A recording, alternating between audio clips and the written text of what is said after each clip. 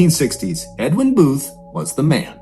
He was this extremely famous American actor who basically anywhere he went in America, people would know who he was. He was extremely recognizable, a household name, an A-list celebrity through and through.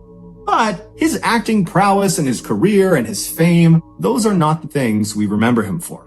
In early 1865, when Edwin was 31 years old and was at the height of his acting fame, he walked into a New Jersey train station and walked through the building to the actual platform where the trains are. And as soon as he turned a corner and actually saw the train that he wanted to board, he very quickly realized that he probably was not going to get on that train. There was already this huge throng of people out on the platform pressed up against the side of this train, and they're all waving their arms around and yelling. And in the middle of this big group of people with his back pressed up against the train was the train's conductor, whose job was to sell tickets in addition to driving the train. But from Edwin's perspective, it seemed fairly obvious based on the conductor's body language and what some of the people in the crowd were yelling that there just weren't enough tickets. That's why this big unruly group had formed, because all these people were rushing forward trying to buy one of the last few tickets. Now, Edwin could have very easily just walked up and announced himself and shown his very famous face, and almost certainly he would have gotten a ticket. But to this point, Edwin had not been recognized in this train station, and so he wanted to keep a low profile, and so he decided against that idea. Instead, he decided he would just kind of join this big group and, try to flag down the conductor and try to buy one of these tickets, and if he didn't, so be it. And so Edwin, instead of going to the back of this group, he went around to the right side, close up against the side of the train, and right as he got to the outside of the group and he turned in towards the group, he looked up at where the conductor was, and he saw the conductor turning around and walking back into the train. He had clearly sold all of his tickets, and so anyone who had not purchased one yet, like Edwin, they were out of luck. They'd have to wait for the next train. Edwin was about to just walk away and wait for the next train when he noticed the crowd in front of him. They didn't disperse like he was doing. Instead, they all seemed to kind of surge forward towards the train, which was now moving. And as they pushed forward, as if they were going to jump onto this train, even though they didn't have tickets, one man who was towards the front of this group, right up against the train, he falls to the ground and gets trapped halfway under the train. His lower half was literally on the tracks under the train, and his upper half is now under this big crowd of people that are now trampling him. And so Edwin can see very clearly that if someone does not grab this guy and pull him out soon, he's gonna get run over by the train. And so Edwin, without any hesitation, he jumps forward onto the ground on the platform, and he reaches his hand out through the feet of all these people in this crowd, and he grabs the collar of the guy who had fallen, and he pulls him. And as he's pulling him, this guy who's on his back, he starts pushing with his legs and his feet, and within about a fraction of a second, they yank him out from under the train, and the guy who had fallen and Edwin are lying on their backs on the platform, and before they could even talk to each other, they sat up and watched as a big train wheel rolled over that piece of track where this guy had just been laying. Edwin had saved his life. The guy he had saved was a 21-year-old named Robert, and so the two of them, they stand up and they face each other for the first time, and when Robert sees Edwin, he gasps, because this is Edwin Booth, the mega celebrity. He could not believe that was the guy who had just saved him. And while Robert was very thankful, he also was just totally dumbfounded at the absurdity of the situation he was in. And so eventually Edwin just says, hey, I'm glad I was here to help you. No big deal. Next time be more careful. And then at some point the men just shook hands and parted ways. Edwin would eventually get on the next train and he would go wherever it was he needed to go. And before long, his very busy schedule kind of occupied his mind and he had kind of forgotten about what happened on the train platform. But a few days later, Edwin got a letter in the mail from a very high-ranking government official thanking him for saving Robert's life, because it would turn out Robert Lincoln was the eldest son of the then President of the United States, Abraham Lincoln. Now, to be clear, Edwin was extremely famous and had lots and lots of influence and knew lots of very important people, but he had never had any interaction with anyone in the Lincoln family before he met Robert on the train platform. So it was just a crazy coincidence that this mega celebrity happened to save the life of the president's son. But this coincidence was nothing compared to the coincidence that occurred next. On the evening of April 14th, 1865, so roughly 3 months after Edwin saved Robert, Robert's father, President Lincoln, sat down in a private seating area to watch a play at a Washington, D.C. theater.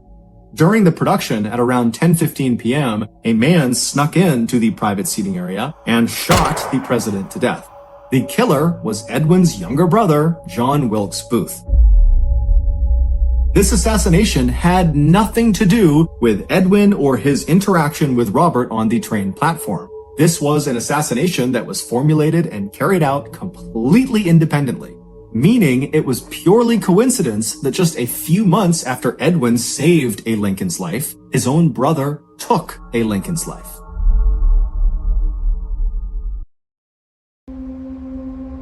Next story. With his wife and 2 daughters. While his life was not exactly exciting, it was good. He lived in a quiet and safe neighborhood, and Michael, who used to be a carpenter, was now semi-retired and got to spend the bulk of his time with his friends and family. But that year, something really started to bother him. 10 years prior, Michael had split up with his first wife, and after their divorce was finalized, his ex-wife and the daughter they had together, her name was Lisa and she was 21 at the time, those two stayed in the family home in Sudbury, England, and Michael moved south about an hour and a half to Bow, East London.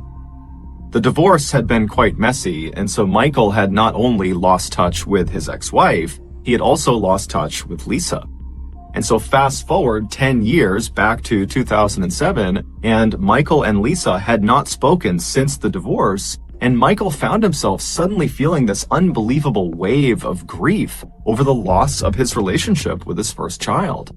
And so after speaking with his current wife and his 2 other daughters, he decided that he had to go find Lisa. He had to be reunited with her.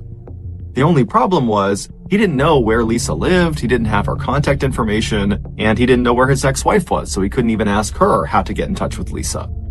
However, he did have the street address of where they used to live in Sudbury, England, and so he decided that would be his starting point.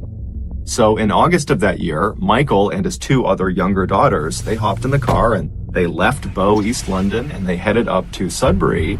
And when they got there, Michael navigated to his old street, which had brick houses lining each side of the road, and he drove down until he spotted his old house, and he parked right out front, and then he alone hopped out of the car, and he walked up to the front door, he took a deep breath, and then he knocked on the door.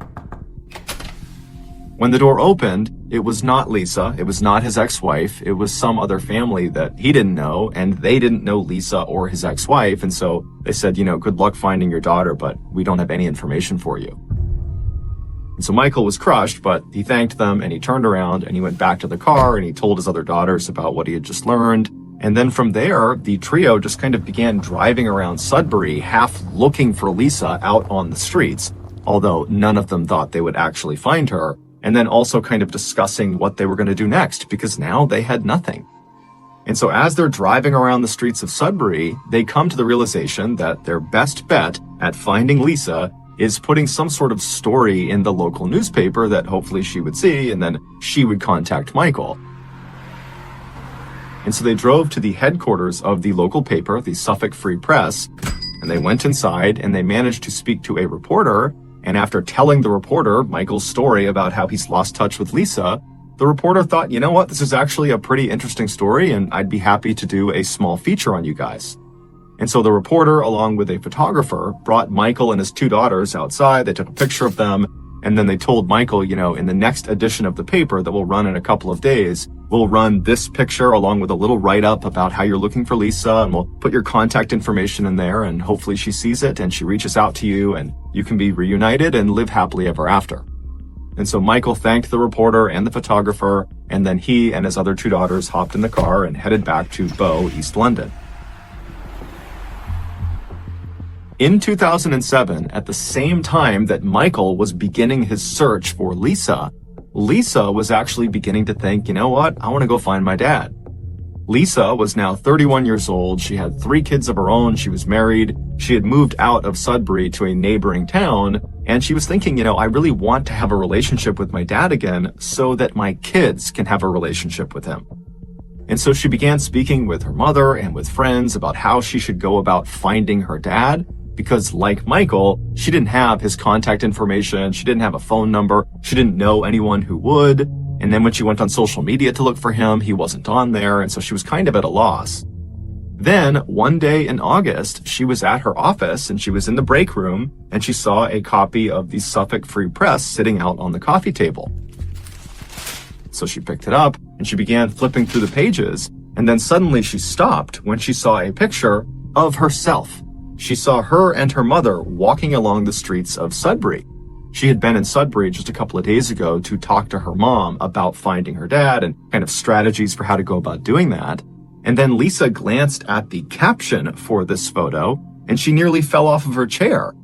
The man and the two girls who were the main focus of this photo that Lisa was in were her father and her two stepsisters. She just didn't recognize them. She just saw herself in the back of this photo. So purely by chance, after being apart for over a decade, on the only day that Lisa happened to be in Sudbury talking to her mom about finding her father, she was literally 100 feet behind her father and her stepsisters as they were looking for her and putting out this ad in the paper to hopefully find her. And this one photo that the photographer took captured all of them in the same frame. Lisa would, of course, read the article and get her father's contact information. She would reach out, and initially Michael actually thought it was a scam and didn't believe this was actually Lisa calling to say, "I found myself in the picture of you in Sudbury." But eventually he was convinced and he drove right out to Sudbury and he got a chance to meet his grandkids for the first time. And today, he and Lisa are... Next story. In this new story, quiet California urban legends that people still whisper about at night. In 2022, state records from a coastal county in California detailed a series of strange occurrences involving hikers. Local authorities reportedly investigated multiple claims of unidentified figures moving through the dense fog during the early morning hours near Big Sur. These archived notes suggest that several individuals vanished without a trace while walking along the well-marked trails of the region. Investigators never confirmed any foul play, yet some locals claim that certain sections of the forest should remain completely avoided. The official dispatch logs indicate that search parties found only abandoned equipment left behind by the missing people during late autumn. Mark was a 34-year-old park ranger who worked specifically within the rugged terrain of the Central Coast. His daily job required him to monitor wildlife patterns and maintain the safety of the various trails used by seasonal tourists.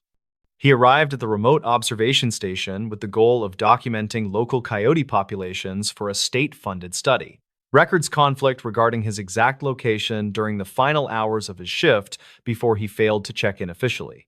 The county file from 2009 mentions that no distress signal was ever received from his standard-issue radio equipment. Mark reportedly left his official vehicle parked at the trailhead with the engine still running and the driver door open.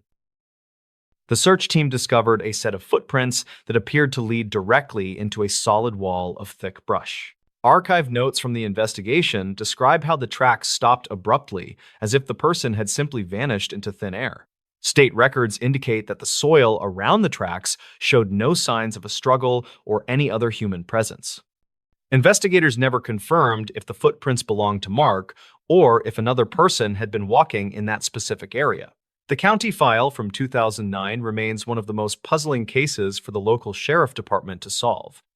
Some locals claimed that they heard a metallic tapping sound coming from the canyon for several nights after he disappeared.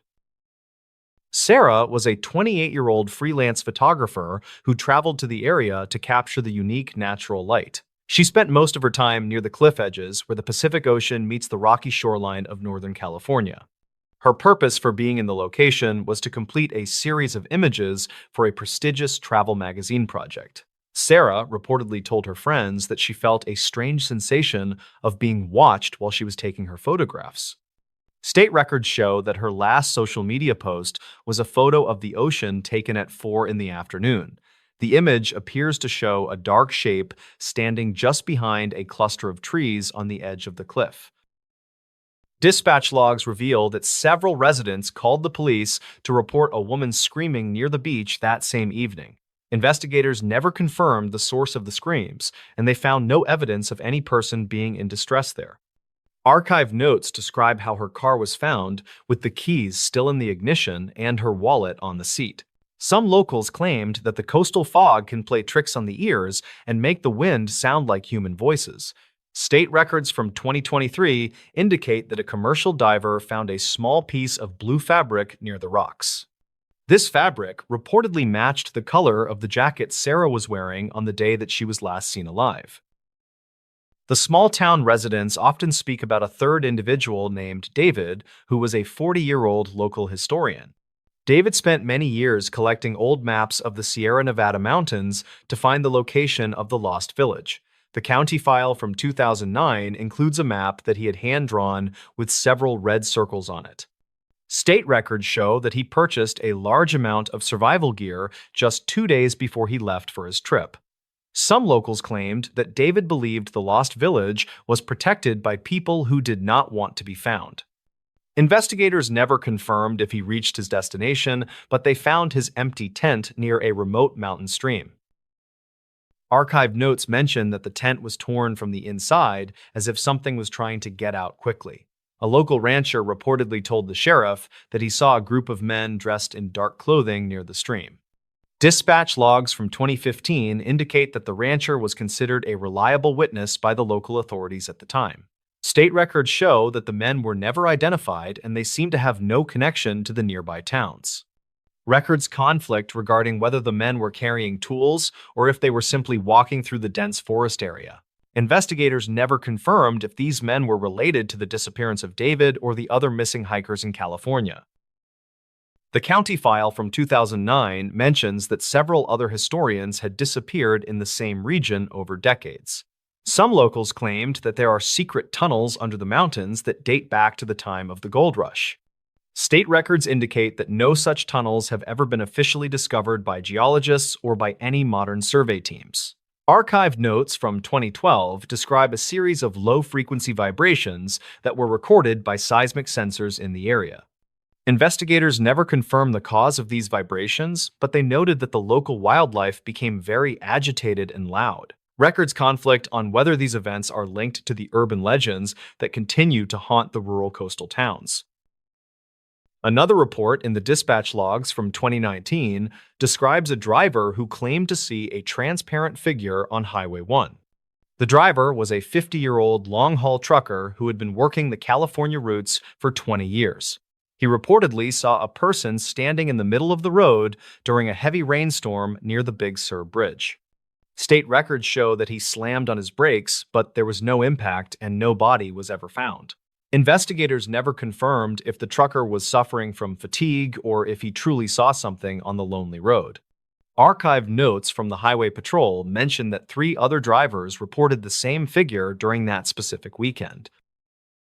Some locals claimed that the figure is a woman who vanished from a nearby resort during the summer of 1990. Records conflict regarding her name, but the county file from 2009 contains a missing person report from that era. State records indicate that she was a 42-year-old tourist from Oregon who was visiting the coast alone. Dispatch logs from 1990 show that her hotel room was left exactly as if she intended to return shortly. Investigators never confirmed any leads in her case, and the file was eventually moved to the cold case department for review. The archive notes mention that her footprints were found leading away from the resort and into the deep ocean water. In 2021, a group of researchers found a set of old keys buried in the sand near the cliffs. The county file from 2009 lists these keys as a possible match for a car owned by David. State records show that the keys were heavily corroded, but they still functioned when they were tested on a similar lock. Some locals claimed that finding the keys was a sign that the missing people are still present in the area. Investigators never confirmed this theory, and the keys were placed into an evidence locker for further study by forensic teams. Archived notes from the lab report indicate that there was no usable DNA found on the surface of the metal. Dispatch logs from the winter of 2024 mention a series of strange phone calls to the local police station. The callers reportedly heard nothing but heavy breathing and the sound of waves crashing against the rocks on the line. State records show that these calls were traced back to a phone booth that had been disconnected for 15 years. Investigators never confirmed how a disconnected phone could make outgoing calls to the emergency dispatch center during the middle of the night. Records conflict on whether this was a technical glitch in the aging phone system or a series of deliberate pranks. Some locals claimed that the calls always happen on the anniversary of the major disappearances in the coastal region.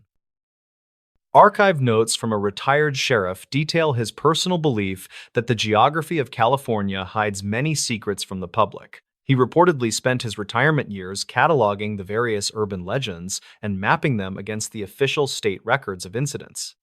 The county file from 2009 contains a letter he wrote to the governor regarding the high number of cases. State records show that the governor never responded to the letter, and the sheriff passed away in 2021. Investigators never confirmed if his research had any merit or if he was simply an old man with too much time. Some locals claimed that his private journals were taken by men in dark suits after his funeral ended. Records conflict regarding the contents of those journals, but some believe they contained the truth about the missing people of California. Archive notes from a local librarian suggest that the sheriff had found a pattern in the dates of the disappearances. State records show that most of the events occur during the transition between the spring and the summer seasons each year. Dispatch logs from 2025 indicate that 2 more hikers have gone missing near the same coastal trail system. Investigators never confirmed if these new cases are related to the historical legends that have been told for many years. Some locals claimed that the forest is slowly expanding and reclaiming the land that was once occupied by the settlers. The county file from 2009 remains a primary source of information for those who seek to understand these events. State records will continue to document the facts, while the urban legends will continue to grow in the quiet coastal towns. Archive notes from the investigation suggest that the truth may never be fully known by the authorities or the public. Investigators never confirmed any supernatural activity, but the data they collected remains difficult to explain using only modern scientific methods. Records conflict on the final count of people who have vanished into the fog of the Northern California coastline. Some locals claimed that if you listen closely, Next story. in this new story. Real February horror stories from the hills of West Virginia. In the midwinter of 1979, a 31-year-old mother named Susan Roop lived in the small community of Shady Spring within the Appalachian foothills. According to reportedly archived notes, Susan was navigating a difficult divorce while managing a local bank position to support her 3 young children. Despite the stress of her personal life, Susan remained optimistic about her future after recently being awarded full custody and preparing for a property sale. The regional weather in February was notoriously harsh, yet Susan was seen by multiple witnesses performing her daily routines in the cold mountain air. Dispatch logs from the local county file from 2009 indicate that her morning started like any other Tuesday in the quiet town. On the morning of February 12th, Susan left her home and reportedly entered a late-model truck driven by an unidentified individual near the roadside. Records conflict regarding the driver's identity, but state records show that Susan's children were greeted later that day by their estranged father. He claimed to the children that their mother had simply abandoned them, though he later revised this statement to investigators during questioning. By the time a missing persons report was filed on February 14th, Susan had not returned to her bank job or her family. Investigators found it highly unusual for a woman with such deep ties to the local community to vanish without a single word. State records show that several letters written by Susan surfaced shortly after her disappearance, expressing a profound fear for her own physical safety.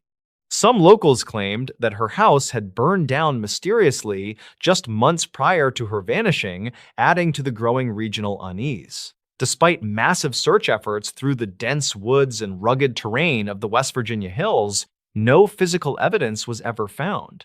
Law enforcement never confirmed any specific suspects, and the case of the young mother remained officially cold for several long decades. To this day, the remains of Susan Roop have never been recovered from the vast and silent Appalachian wilderness.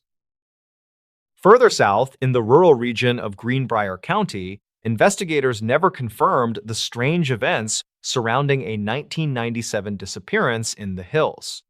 A 40-year-old local mechanic named Ray was reportedly seen walking toward a clearing near the edge of the state forest during a blizzard. County files from 2009 suggest that Ray was an experienced woodsman who knew the dangers of the February cold. He had told neighbors he was looking for a stray calf, but archived notes indicate no livestock were missing from the farm. His tracks simply stopped at the base of a limestone cliff, leaving search parties with no direction to follow in the snow. Investigators noted that Ray's personal belongings were still inside his unlocked cabin, including his heavy winter coat and his loaded hunting rifle. Some locals claimed to hear rhythmic metallic tapping coming from the woods for several nights following his sudden and unexplained disappearance. State records show that a search team found a single boot 5 miles away, but forensic analysis never confirmed it belonged to him. The case remains a source of conflict among researchers who believe the rugged terrain hides more than just natural hazards. Local legends often fill the gaps where official reports fail, but the factual evidence remains chillingly thin for those left behind. Within the same mountainous region, a third case from 1984 involves a young surveyor named David working near the New River. Reportedly, David was tasked with mapping a remote section of the hills before the heavy February ice made the steep slopes impassable. Dispatch logs from that period record a final radio transmission where David sounded calm but mentioned finding an unmarked concrete cellar. When he failed to return to the base camp by nightfall, a rescue team was dispatched to his last known coordinates. They found his surveying equipment neatly stacked on a flat rock, but David was nowhere to be found in the area. Archived notes from the sheriff's office mention that the concrete cellar David described was never located by any of the subsequent search teams.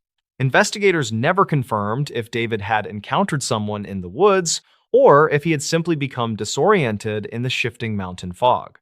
Records conflict on whether he had any reason to leave his life behind, as he was engaged to be married. Some locals claimed that the area was historically avoided due to unstable ground, yet no sinkholes were discovered during the intensive search. His disappearance remains one of the many unsolved mysteries that haunt the cold winter history of the West Virginia Highlands. In February of 2011, a 35-year-old wildlife photographer named Sarah ventured into the Monongahela National Forest for a winter project. State records show that she was a seasoned hiker with professional-grade GPS equipment and enough supplies for a 3-day excursion. Reportedly, she checked in with a park ranger on the morning of February 3rd, stating her intention to photograph the frozen waterfalls. When her vehicle was found, still parked at the trailhead 5 days later, a full-scale search operation was initiated by the local authorities. Investigators never confirmed any signs of a struggle or foul play near her abandoned SUV, which was covered in thick snow. The county files from 2009 through 2020 detail the exhaustive efforts to locate any trace of Sarah's presence in the forest. Searchers reportedly found her camera tripod standing perfectly level in the middle of a frozen creek bed several miles from the trail. Archived notes describe the camera itself as missing from the mount, though the storage bag was found tucked inside a nearby hollow log. Some locals claim to see unusual lights in that specific sector of the woods during the week of her disappearance, but officials dismiss these reports. Records conflict on whether the tracks leading away from the tripod belonged to Sarah or to a large local predator. The investigative team noted that Sarah's GPS device was eventually recovered by a hiker in 2014, nearly 10 miles from her last known position. State records indicate that the device had been powered off manually and it contained no data points from the day she vanished. Some investigators suggested that Sarah might have intentionally disappeared, but her family maintained that she had no motive to leave her career. Dispatch logs from the recovery effort mentioned that the area where the device was found had been searched multiple times in previous years. The case remains open with no new leads, leaving Sarah's fate as cold as the February air in which she disappeared.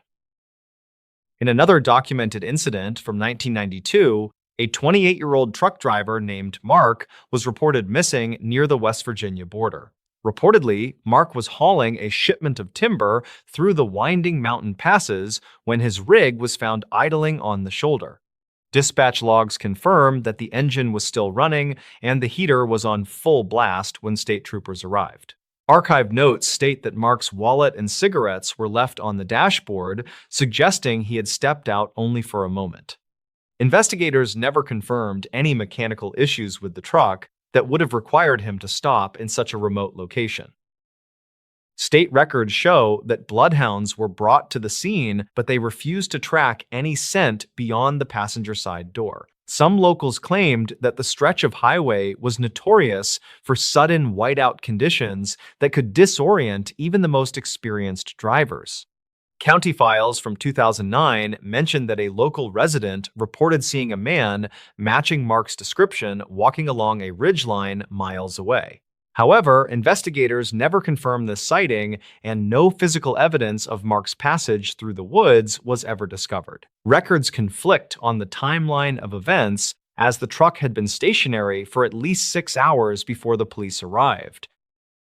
The mystery of Mark's disappearance was further complicated when his wedding ring was found at a local gas station 3 weeks later. Investigators never confirmed how the ring got there, as the station was over 50 miles from where the truck was abandoned. Archived notes suggest the ring appeared to have been placed deliberately on a sink in the men's restroom rather than dropped. Some locals claimed this was a sign of a voluntary disappearance, while others believed it was a taunt from an unknown third party. To this day, the state records for Mark's case remain classified as a missing person investigation with no resolution in sight. Finally, in February of 2004, a 60-year-old retired schoolteacher named Eleanor vanished from her porch in the town of Fayetteville. Reportedly, Eleanor had been seen by a neighbor feeding the birds just moments before she was nowhere to be found.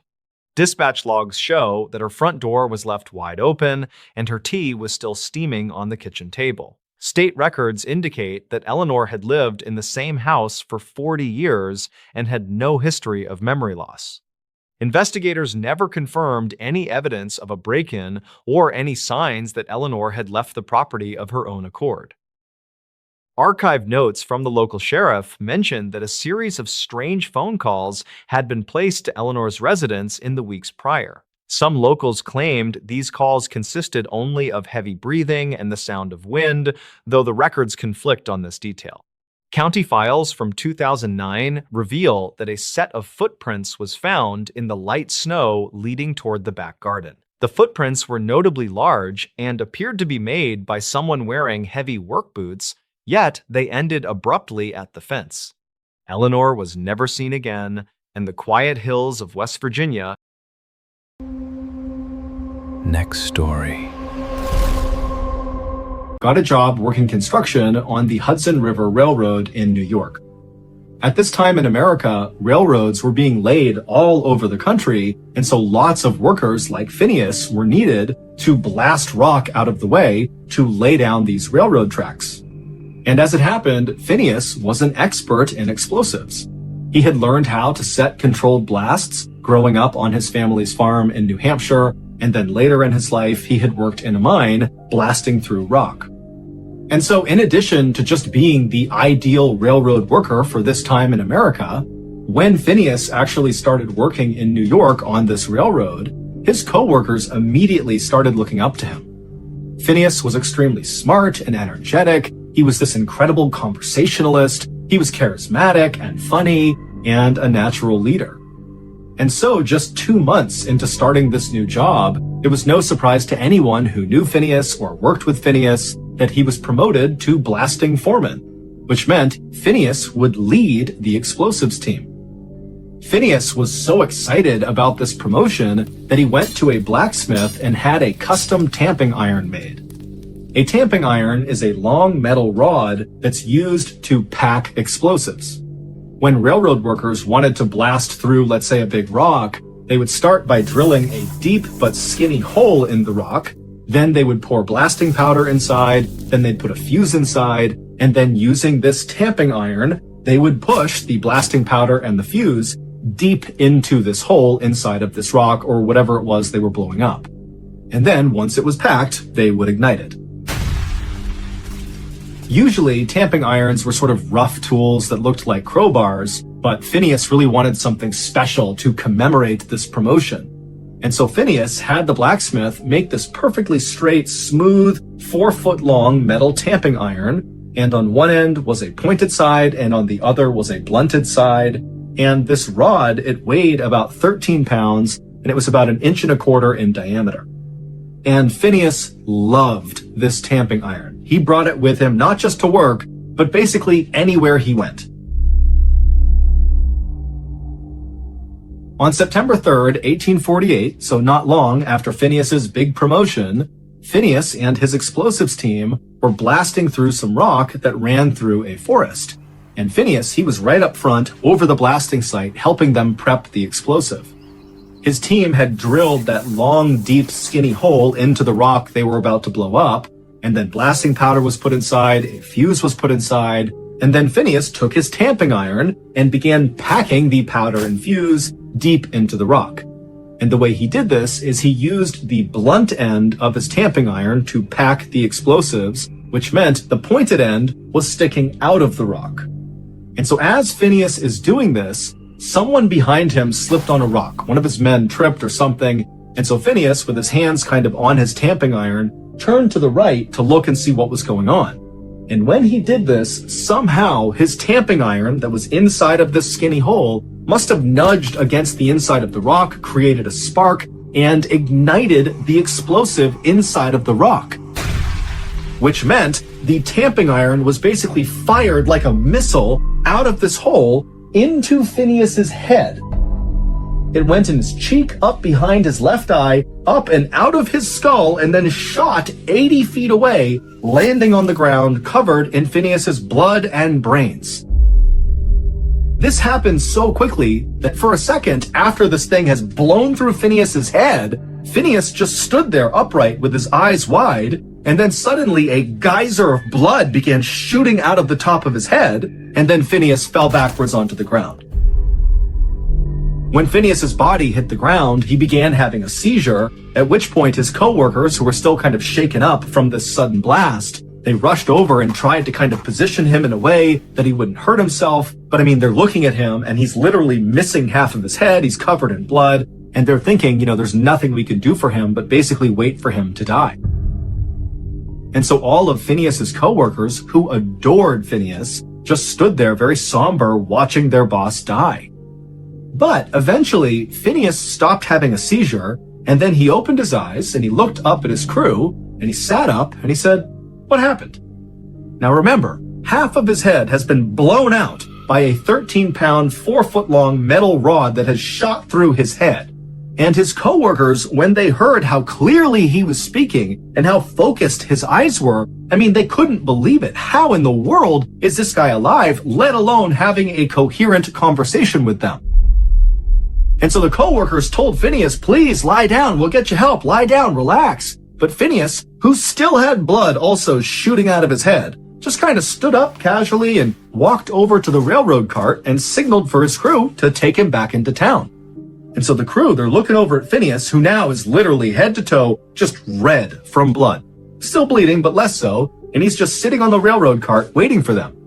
And so they walk over to him and they start the slow 1-mile journey into town on this railroad cart. And the whole time they're all kind of looking at Phineas, expecting him to die any second. But instead, Phineas is just kind of looking around with half of his head. And at some point he pulled out his logbook and carefully wrote down what time they were leaving their work site to make sure his crew was accurately paid. And then finally they reached town and Phineas was still very much alive and looking around, acting like nothing had happened to him. And the coworkers helped him to his hotel, and Phineas just sat outside on a chair in front of his hotel, just people watching, while his crew went and got a doctor. A doctor soon arrived, and he too was completely shocked at Phineas's appearance, but even more so was Phineas's eyes. He looked at the doctor, and his eyes were totally focused, like he was all there, totally lucid, looking at the doctor, waiting for him to come over and help him out with his little injury. And when the doctor kind of timidly approached Phineas, Phineas very famously said as he sat on his chair, "Doctor, here's business enough for you."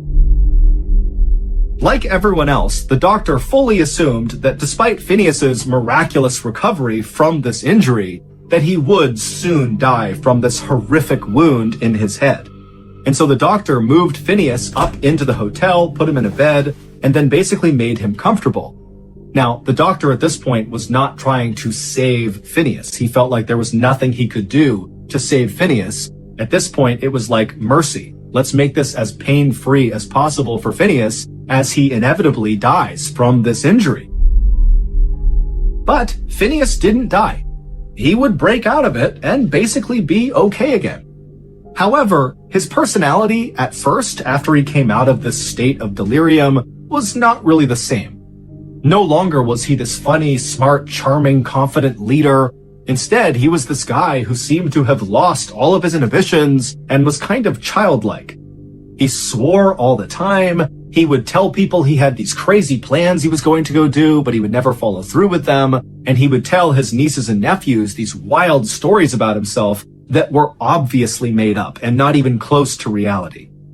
But overall, he was okay, even though you could see his brain pulsing underneath his skin on the side of his head that had been blown off. And within a couple of years of this injury, those changes to Phineas's personality kind of faded, and he really did become old Phineas. However, there was one unique quirk to Phineas post-injury that never went away. And that was Phineas's kind of unhealthy love for the tamping iron that had blown through his head. After his injury, Phineas kind of stopped making friends, and any friends he did have, he really didn't try to keep those relationships up. He didn't get married, he didn't have kids. Instead, the tamping iron became sort of like his best friend. He took it everywhere with him, even posing at one point with the tamping iron the way you would expect a couple to pose for a photo. 12 years after his horrific injury, Phineas would develop seizures, likely from the injury, and then he would die with his beloved tamping rod right by his side. His case changed neuroscience forever by showing that an injury to the brain could affect specific personality traits. Today, Phineas's skull and his tamping rod are on display. Next story.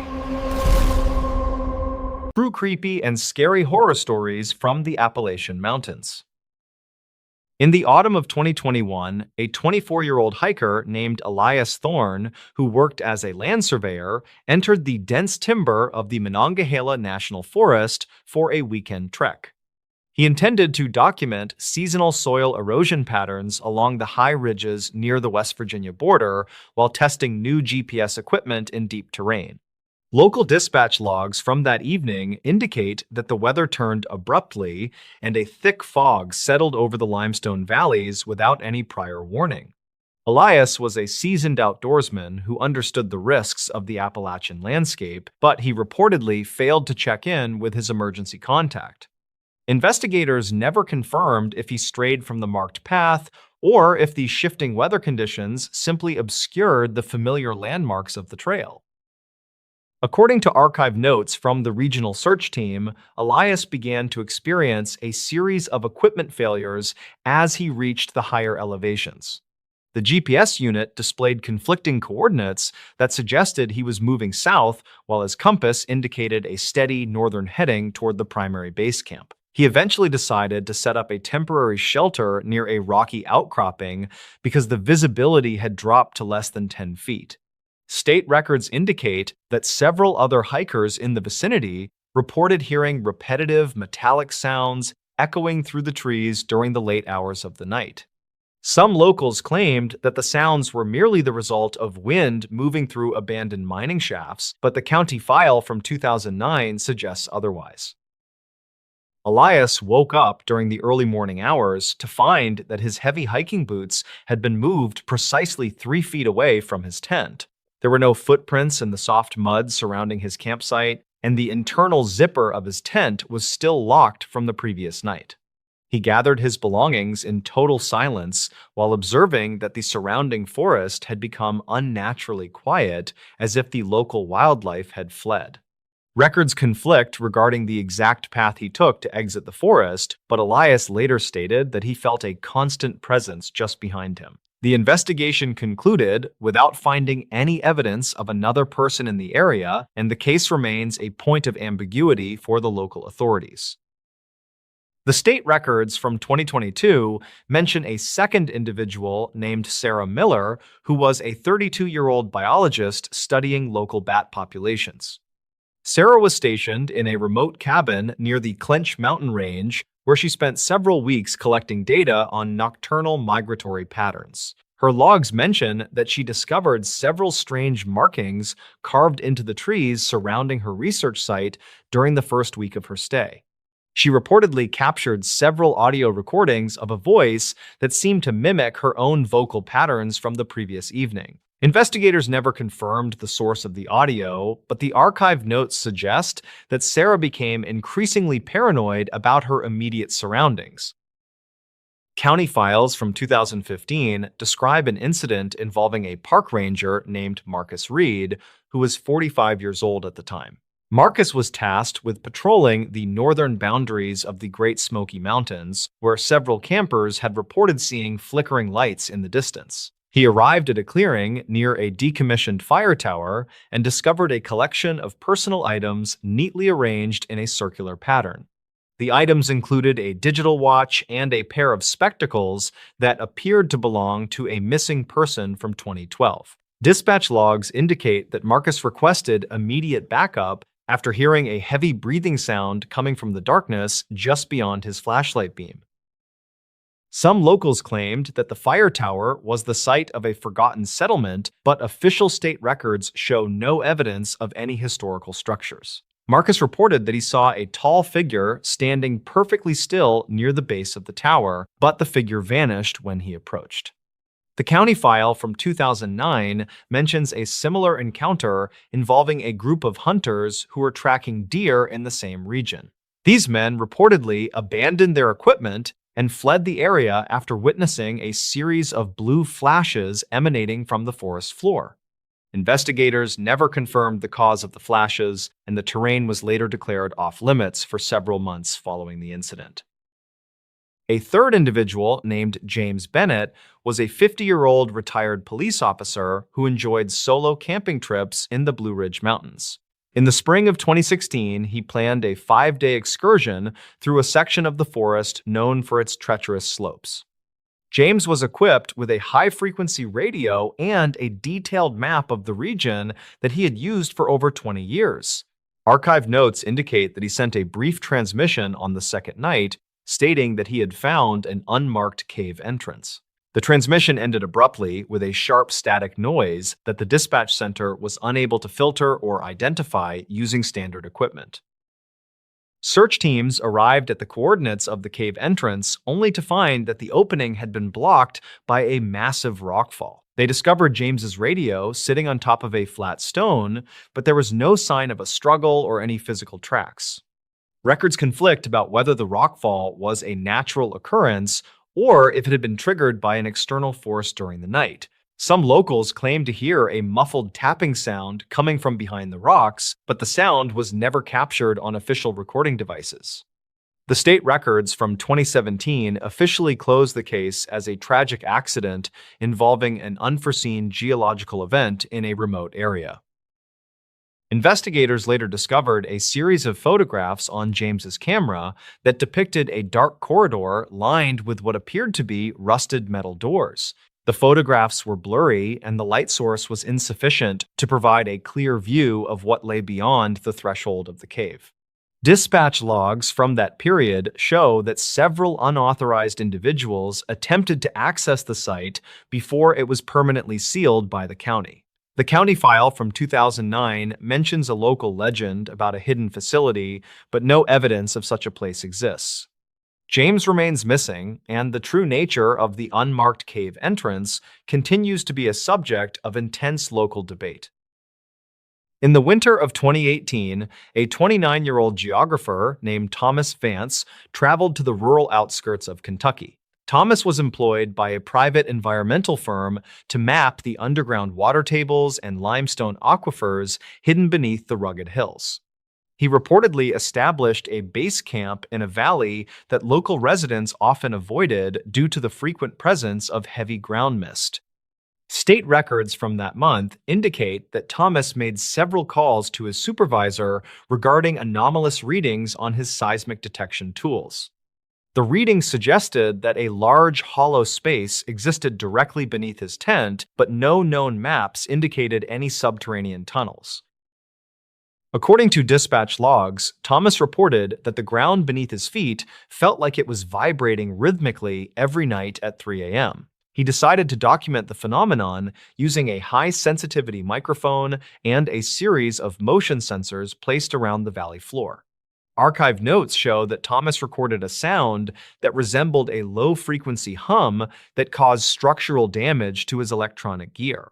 Investigators never confirmed the source of the vibration, but the county file from 2009 mentions similar reports from local farmers. Thomas was found 3 days later wandering along a remote logging road in a state of deep confusion and physical exhaustion.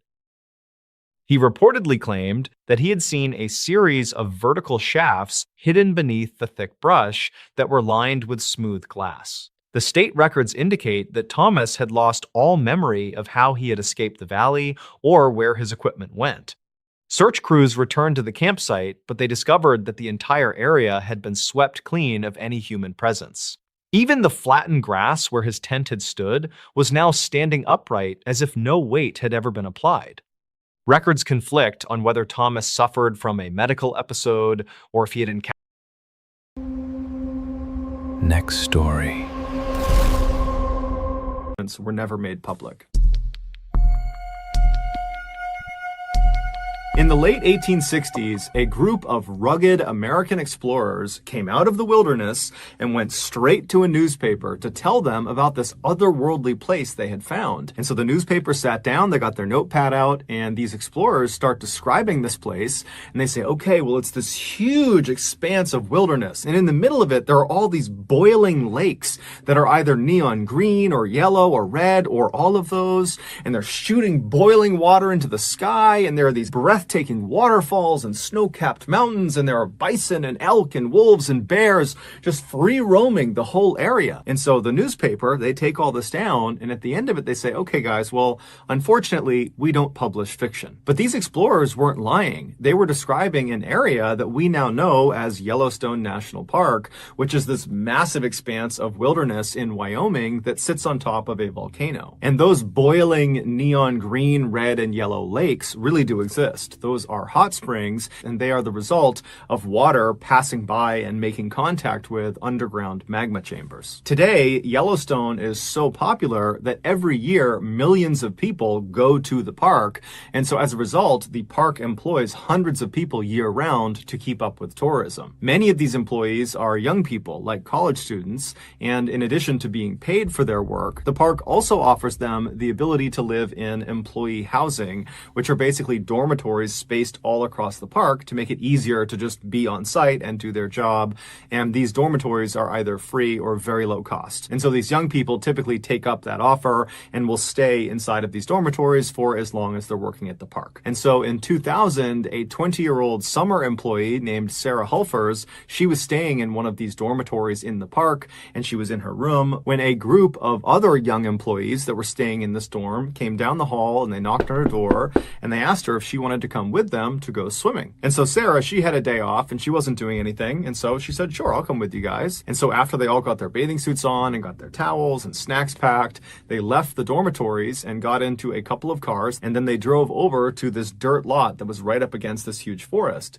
And so they parked, they got out, and they make their way over to this trailhead that begins in the parking lot and goes straight into this forest. And so they walk down this trail until the trail goes right out of the forest and brings them to the edge of this river, and this river was called the Firehole River. It was called that because the surface of this river steamed, and it gave the impression that this river was on fire. The reason this happened is some of the water flowing through this river would pass by those underground magma chambers, warming it up. And so this is a lot like the hot springs, except on a much smaller level. The hot springs are boiling, whereas this river was just slightly warmer to the point where it would steam. So totally safe to swim in. So Sarah and the rest of this group, they come out of that trailhead and they're standing on the edge of this beautiful river, and they walk down to the edge and they all jump in and they have this great day. They're swimming around, they're playing games, and they were only expecting to be there for a couple of hours, but they were having so much fun that before long, the sun had gone down and they were still in the river.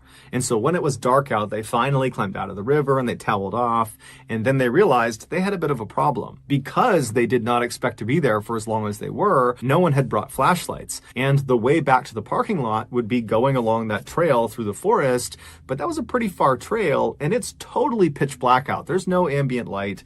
And realistically, there's some pretty big animals that live inside of that forest. And so some people in this group were a little bit nervous about walking through this forest.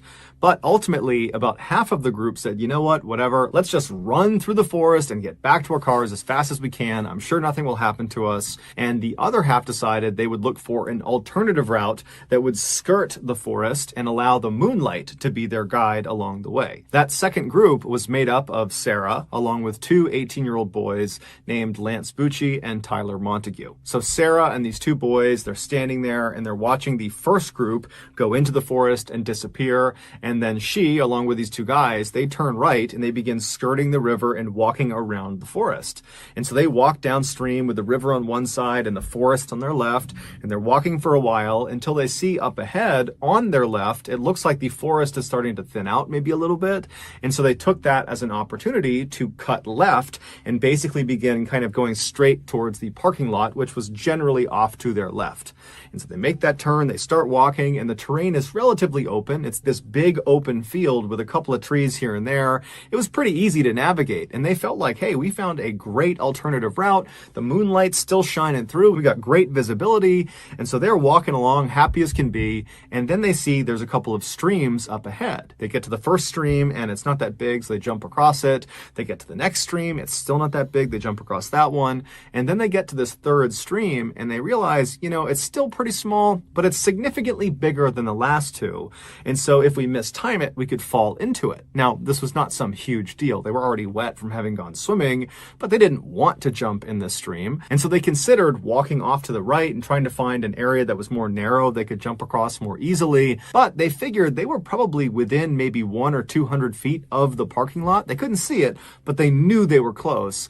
And they really didn't want to go farther and farther away to only have to just jump over this thing anyways. And so they decide, you know what, let's just jump across it. Let's just do it. If we fall in, we fall in. And so the three of them backed up from the stream to give themselves some running room. And then they grabbed hands. And at the same time, all three of them ran forward and leapt across the stream. And they cleared it. They landed on the other side, but the ground they landed on was kind of loose and soft. And so it kind of crumbled underneath them and they all fell backwards into the stream. In the darkness, this stream had looked like the other two streams they had seen, albeit a little bit larger. And so they were not thinking this could be potentially hazardous if they fell into the water. But it would turn out this stream was extremely hazardous. It was nothing like the other two streams they had encountered. This one was runoff from a nearby hot spring. And so the temperature inside of this stream was 178 degrees Fahrenheit. So it was practically boiling water, and it looked like it was shallow, but in fact, this stream was 10 feet deep. And so when this trio fell into these scalding waters, they let out blood-curdling screams, and the other group that had ran down the forest path, they had got to the parking lot and were waiting for them. And so they hear this scream, and they just take off running in the direction of the screams. They cut right through the forest, and they come out to that field, and they find Lance and Tyler are on the edge of the stream, desperately trying to pull Sarah Sarah out of the water. And so the parking lot crew, they run over and they grab Sarah, they pull her out. They don't really know what's happened. They don't know this is some boiling stream, but it very quickly dawns on them when Lance and Tyler and Sarah just continue to scream outside of the water that something is horribly wrong. And so one of the people in the parking lot crew, they take off running, they go into one of their cars and they drive and they get help. And not that long after, a helicopter would arrive and it would take Sarah, Lance, and Tyler to a nearby hospital. It would turn out Lance and Tyler, when they fell into this water, they only submerged up to their necks. And as soon as they hit the water, they immediately turned and got themselves out again. So they were only in the water for maybe a second or two. And these things ultimately saved their lives. Although they did still have burns over almost their entire bodies. They had to go through dozens and dozens of surgeries and years of rehab, and they had to pay all this money for medical bills. So it was not a smooth course after they got pulled out, but they lived. As for Sarah, she was not as lucky. When she fell into the water, she completely submerged. Her head, her body, all of it went under the water, and then she just could not get herself out again. And so she stayed in the water much longer than the guys did. When she was admitted to the hospital, despite the fact she was talking and conscious, the doctors very quickly realized they had a big problem with her. A third-degree burn, or a full thickness burn, is when the outer layer of skin gets destroyed and also the inner, deeper tissues of the skin also gets destroyed, including the cells that are responsible for reproducing skin. And so if you get a third-degree burn, that part of your body will not heal on its own. You literally have to get a skin graft. And a skin graft is effectively a skin transplant. They will take other sections of skin from your body that are unburned and they will place them over that site where you have the third-degree burn. But when Sarah was wheeled into the operating room, it was determined that she had third-degree burns on 100% of her body. So there was no unburned skin to use for a skin graft. Her whole body was ruined. And so despite their best efforts, Sarah would pass away 15 hours after arriving at the hospital. A year later, Lance's family would sue the National Park Service for not having put up a sign near that particular stream to warn people of its dangers. But that lawsuit was tossed out because it was determined that the trio, Sarah, Tyler, and Lance, had chosen to walk off trail in a known thermal area. And Next story. an Italian man and his 6-year-old son walked to the edge of their property in Frascati, which is an area in Italy known as the hub of Rome's local wine industry. The father needed to repair a section of their fence, and his son, who he said had the soul of Huckleberry Finn, wanted to tag along. But as soon as the work began, Alfredo just wanted to go play in the vineyards, and so he ran off. And the father didn't think much of it because his son always played in the vineyards and just figured he would see him back at the house. When the father finished up the work around 7 p.m. and walked back into his house, he was surprised that Alfredo wasn't there. And so he asked his wife, have you seen our son? And she said, no, can you go out and find him because dinner's going to be on the table any minute. So the father goes back outside expecting to see Alfredo come running out from behind some hiding place, but he doesn't. And he yells out for his son and doesn't get a response. And so he begins walking his property and yelling for Alfredo, and he's not finding him. And so after 2 hours of looking, he finally just calls the police. The police arrive, and initially it's just a couple of officers with flashlights, and they spend about 2 hours looking as well. They can't find him, so they call in backup in the form of officers with sniffer dogs. And the dogs began searching the property for another 3 hours, and they still couldn't find him. A little after midnight, the fire department, known in Italy as the fire brigade, they joined in as well. Shortly thereafter, a fire brigade officer was on the edge of Alfredo's property when he discovered a small hole in the ground. It would turn out Alfredo's neighbor had dug an illegal well, which was a common practice at the time, and generally, if you dug one of these wells and you struck water, you would report the well. But if you dug down and you didn't find water, you would just cover it up with a girder and you wouldn't tell anyone. In this case, however, the hole the officer was looking at did not have anything covering it.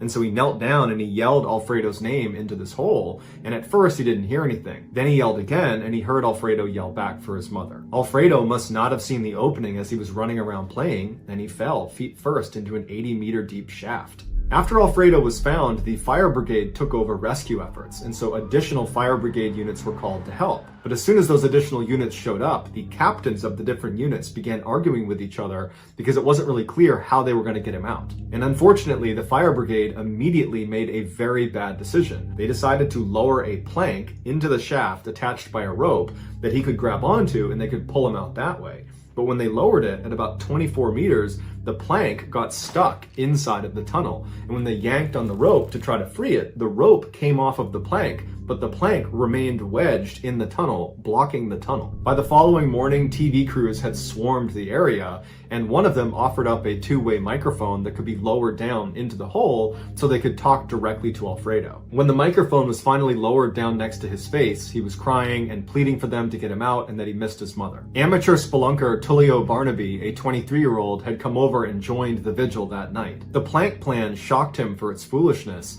and so too did the scene. It was like everyone and no one was in charge. The well opening had been widened in hopes that a very skinny person would be willing to be lowered down to remove the piece of wood that was obstructing the tunnel. And since Tullio was a spelunker and was comfortable in confined spaces and was pretty skinny, he volunteered himself to do it. As he was lowered down, he quickly realized the inside of this tunnel was not a straight shot. It was more like a corkscrew.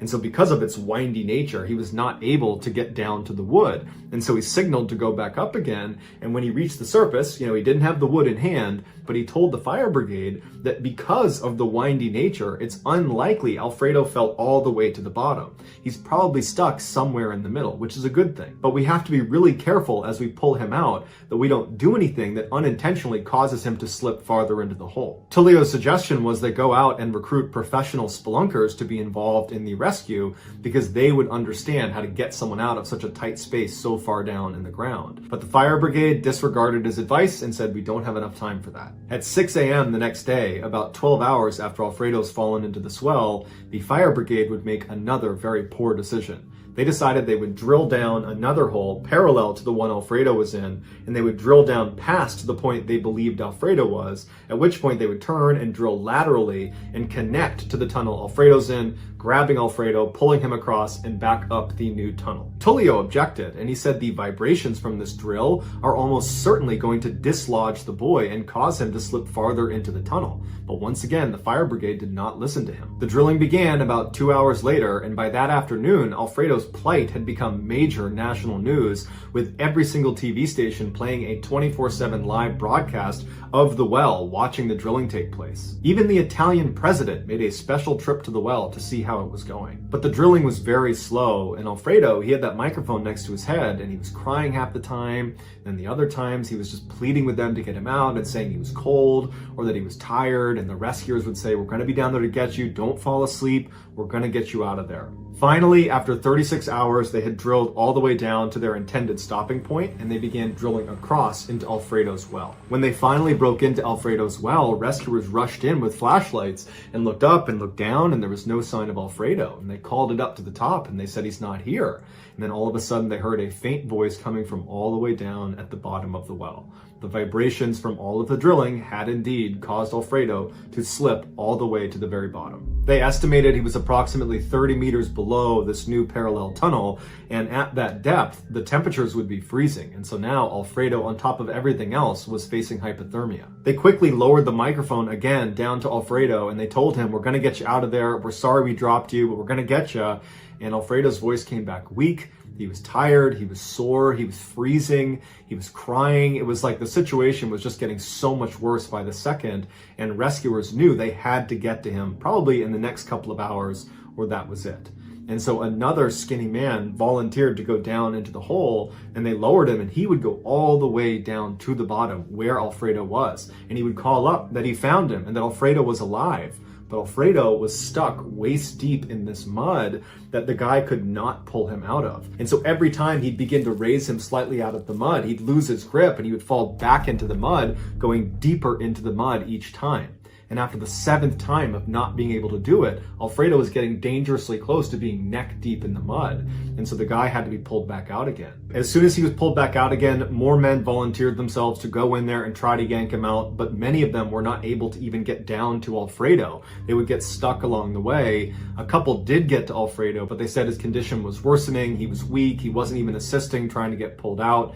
It was clear they were reaching the end. Finally, at 6:36 a.m. on Saturday, so 2.5 days after Alfredo fell in, they could not get him to respond on that two-way microphone. And so they sent down a sonar probe, and they could not detect a heartbeat, and doctors declared him dead. The next day, liquid nitrogen was poured into the hole to preserve the body, and then 31 days later, they were finally able to extract it. After it was all over, the 25 million plus people that watched this take place live on television were crushed with what happened to Alfredo. There was a general sense that lots of people let this poor child down, which led to his death. But the person who was ultimately held accountable for it was the neighbor, who had illegally dug the well. And so the neighbor was charged with manslaughter and Next story. On the afternoon of December 15th, 1997, a brand new mother named Luz Cuevas sat on her couch in her little apartment in Philadelphia, Pennsylvania, cradling her beautiful 10-day-old baby girl who she had named Delamar Vera. And in the room with Luz and her daughter were some members of Luz's extended family who had come over to meet the baby. And so for about an hour, the family all took turns, holding the baby and complimenting how cute her little dimples looked. And then eventually the baby started to get fussy, at which point Luz said she was going to take her upstairs and put her to bed. And so Luz brought Delamar upstairs to her nursery, and she put the baby down in her crib, and she stayed with her for a bit until Delamar finally had kind of dozed off to sleep. And so after being sure that her daughter wasn't going to stir, Luz got up and she began making her way towards the door. And right before she left, she made sure to plug in the space heater for her daughter's room to make sure it would stay warm enough while her daughter slept. And then after that, she left the room, shut the nursery door, and went back downstairs to rejoin her family. Luz's family didn't stick around much longer after Luz came downstairs, and after they were all gone, Luz realized she was totally exhausted, and her daughter was still fast asleep upstairs, and so Luz decided she would also lie down and try to take a nap herself. But as soon as she closed her eyes, she heard this loud thud sound coming from the second floor, and it sounded like something really heavy had smashed into the ground, and she's thinking, her daughter's up there. Could that be her daughter somehow falling out of the crib or something? And so Luz jumped up, sprinted upstairs, and as she looked down the hall, she could clearly see there was black smoke billowing out of her daughter's nursery. And so Luz charges down the hall, she opens up the door, and she looks into her daughter's room, and it's completely engulfed in flames. I mean, everything is on fire, but it's her baby girl in there, and so without any hesitation, Luz charges into the inferno. But when she gets up to the crib, the crib is so completely on fire that when she looks in, she can't even see her daughter. And so in a craze, she begins looking around the room, thinking maybe my daughter did fall out of the crib and she's somewhere else in the room, but everything is on fire. She can't see anything.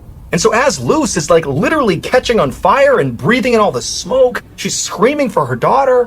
And then a couple of minutes later, firefighters burst into the door and they literally drag Luz out of the nursery. She hasn't found her daughter. She's screaming, where's my baby? But the firefighters, they bring her outside. And just a couple of minutes later, they were able to extinguish this blaze. And after they came out of the house again, they found Luz, who had all these terrible burns in her body, and she's totally messed up from this fire. And they tell her that, unfortunately, her daughter was dead.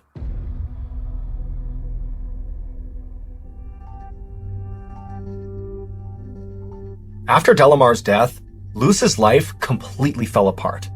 I mean, the grief was so immense. It was like she could no longer function in society. I mean, she actually retracted from the world, stopped interacting with people, didn't see her family. She wound up getting a divorce from her husband just over the grief and the sadness of losing this child. I mean, it was like her life basically ended when her daughter's life ended. But on top of that, Luz also felt this incredible sense of guilt because after the fire, the investigators told her that the cause of the fire, although not conclusive, was very likely from that space heater she had plugged in right before she had left the room.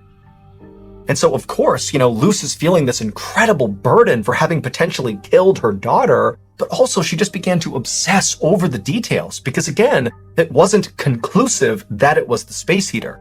That was their best guess as to what caused the fire. And so Luz began to wonder, was it something else? Was it preventable? What was it? Basically, Luz became completely obsessed with what happened to her daughter. It was like the only thing she ever thought of for years.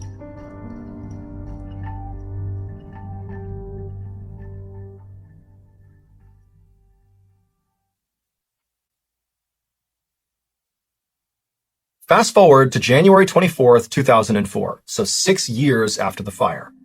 And on this day, Luz was invited to a family party. There was a get-together, and, Luz basically never went to any family function or really left her house much at all. But for some reason, on this day, she decided to go out.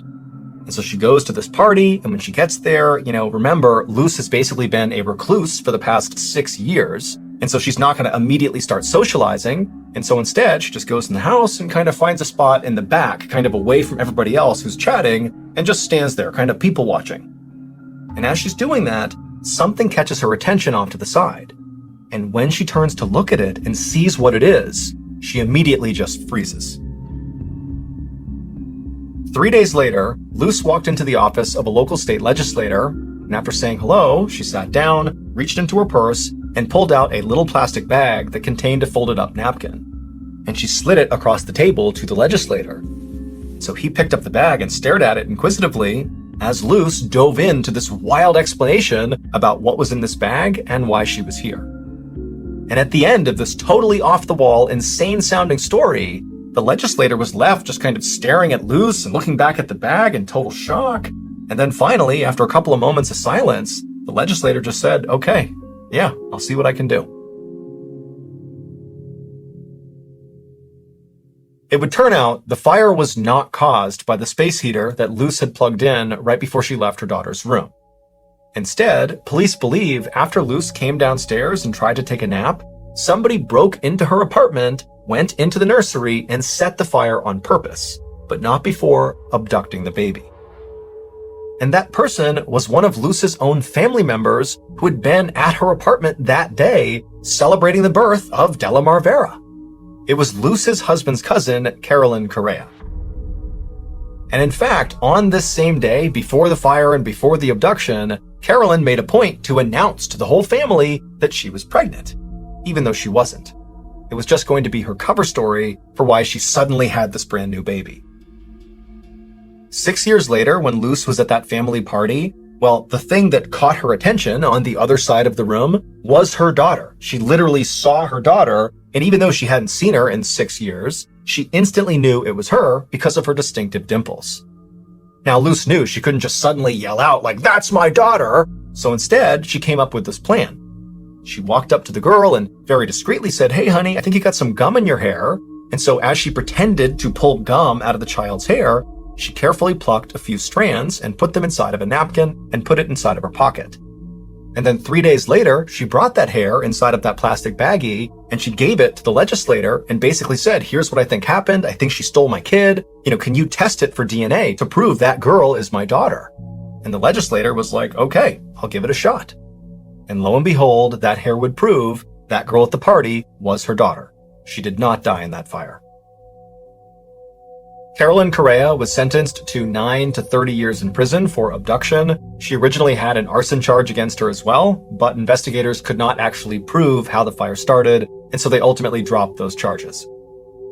Officials also launched an inquiry into how the fire department had handled the original investigation, because Luce had tried to convince fire officials that, maybe her daughter had not died in the blaze, maybe she was just missing, because when Luce went into the nursery, she claimed she couldn't even find her daughter, but investigators had told her that the fire had burned so hot that basically her daughter had been totally incinerated, and that's why she couldn't find her. In the end, though, because of her refusal to ever give up, Luce was ultimately reunited with her daughter, Delamar.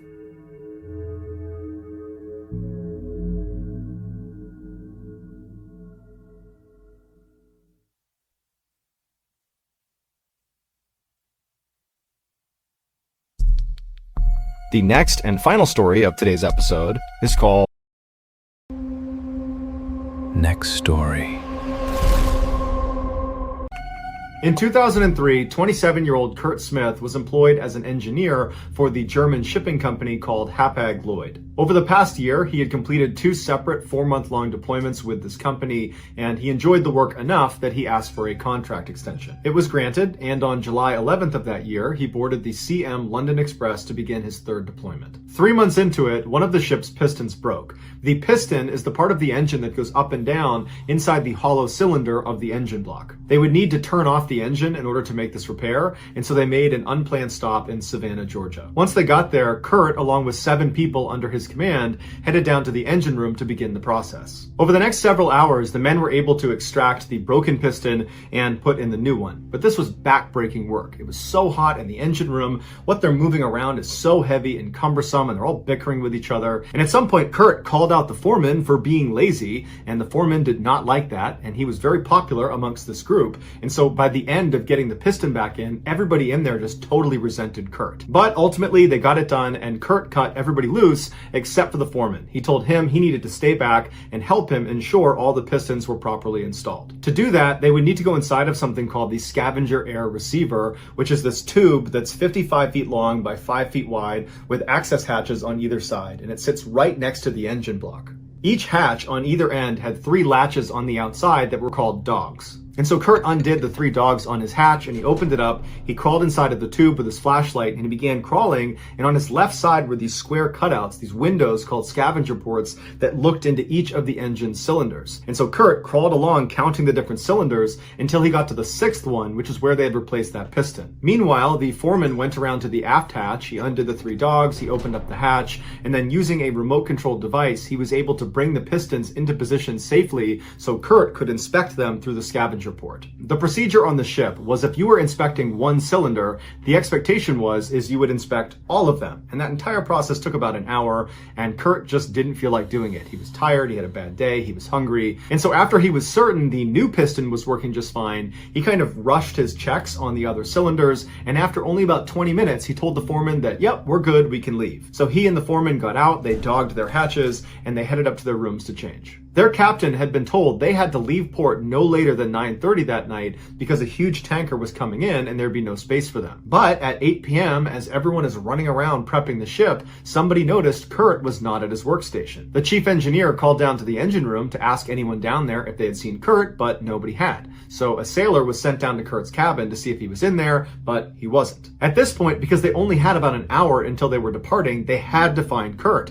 So they sounded the alarm on their ship, which was a little bit premature, but they figured, let's get everybody involved and just find Kurt. And so everybody stopped what they were doing and began searching the ship. During the search, a sailor was down near the scavenger air recovery space, and he noticed on the forward hatch there was a little piece of rag poking out of the top right corner of the forward hatch, and the lower 2 dogs were not set. He knew they were having issues getting a good seal on this particular hatch because there was a divot in one of the O-rings. And so he figured someone must have put a rag right over that divot to try to help seal this hatch, and they just forgot to shut the 2 lower dogs. Now, it did cross this sailor's mind that Kurt could have gotten inside of the scavenger air recovery space and then somehow got locked inside, and so he did want to investigate. However, there was a very strict policy about who was allowed to actually open up the scavenger air recovery hatches. And it wasn't the sailor. It was only the foreman, the chief engineer, and Kurt. And so this sailor decided to play it safe and just close the lower 2 dogs and then told his superior that there was this weird rag poking out of the forward hatch and that someone should go down there and open it up and see if Kurt's inside. And so his superior went and told the chief engineer. And so as the chief engineer is making his way down to check on this strange rag situation,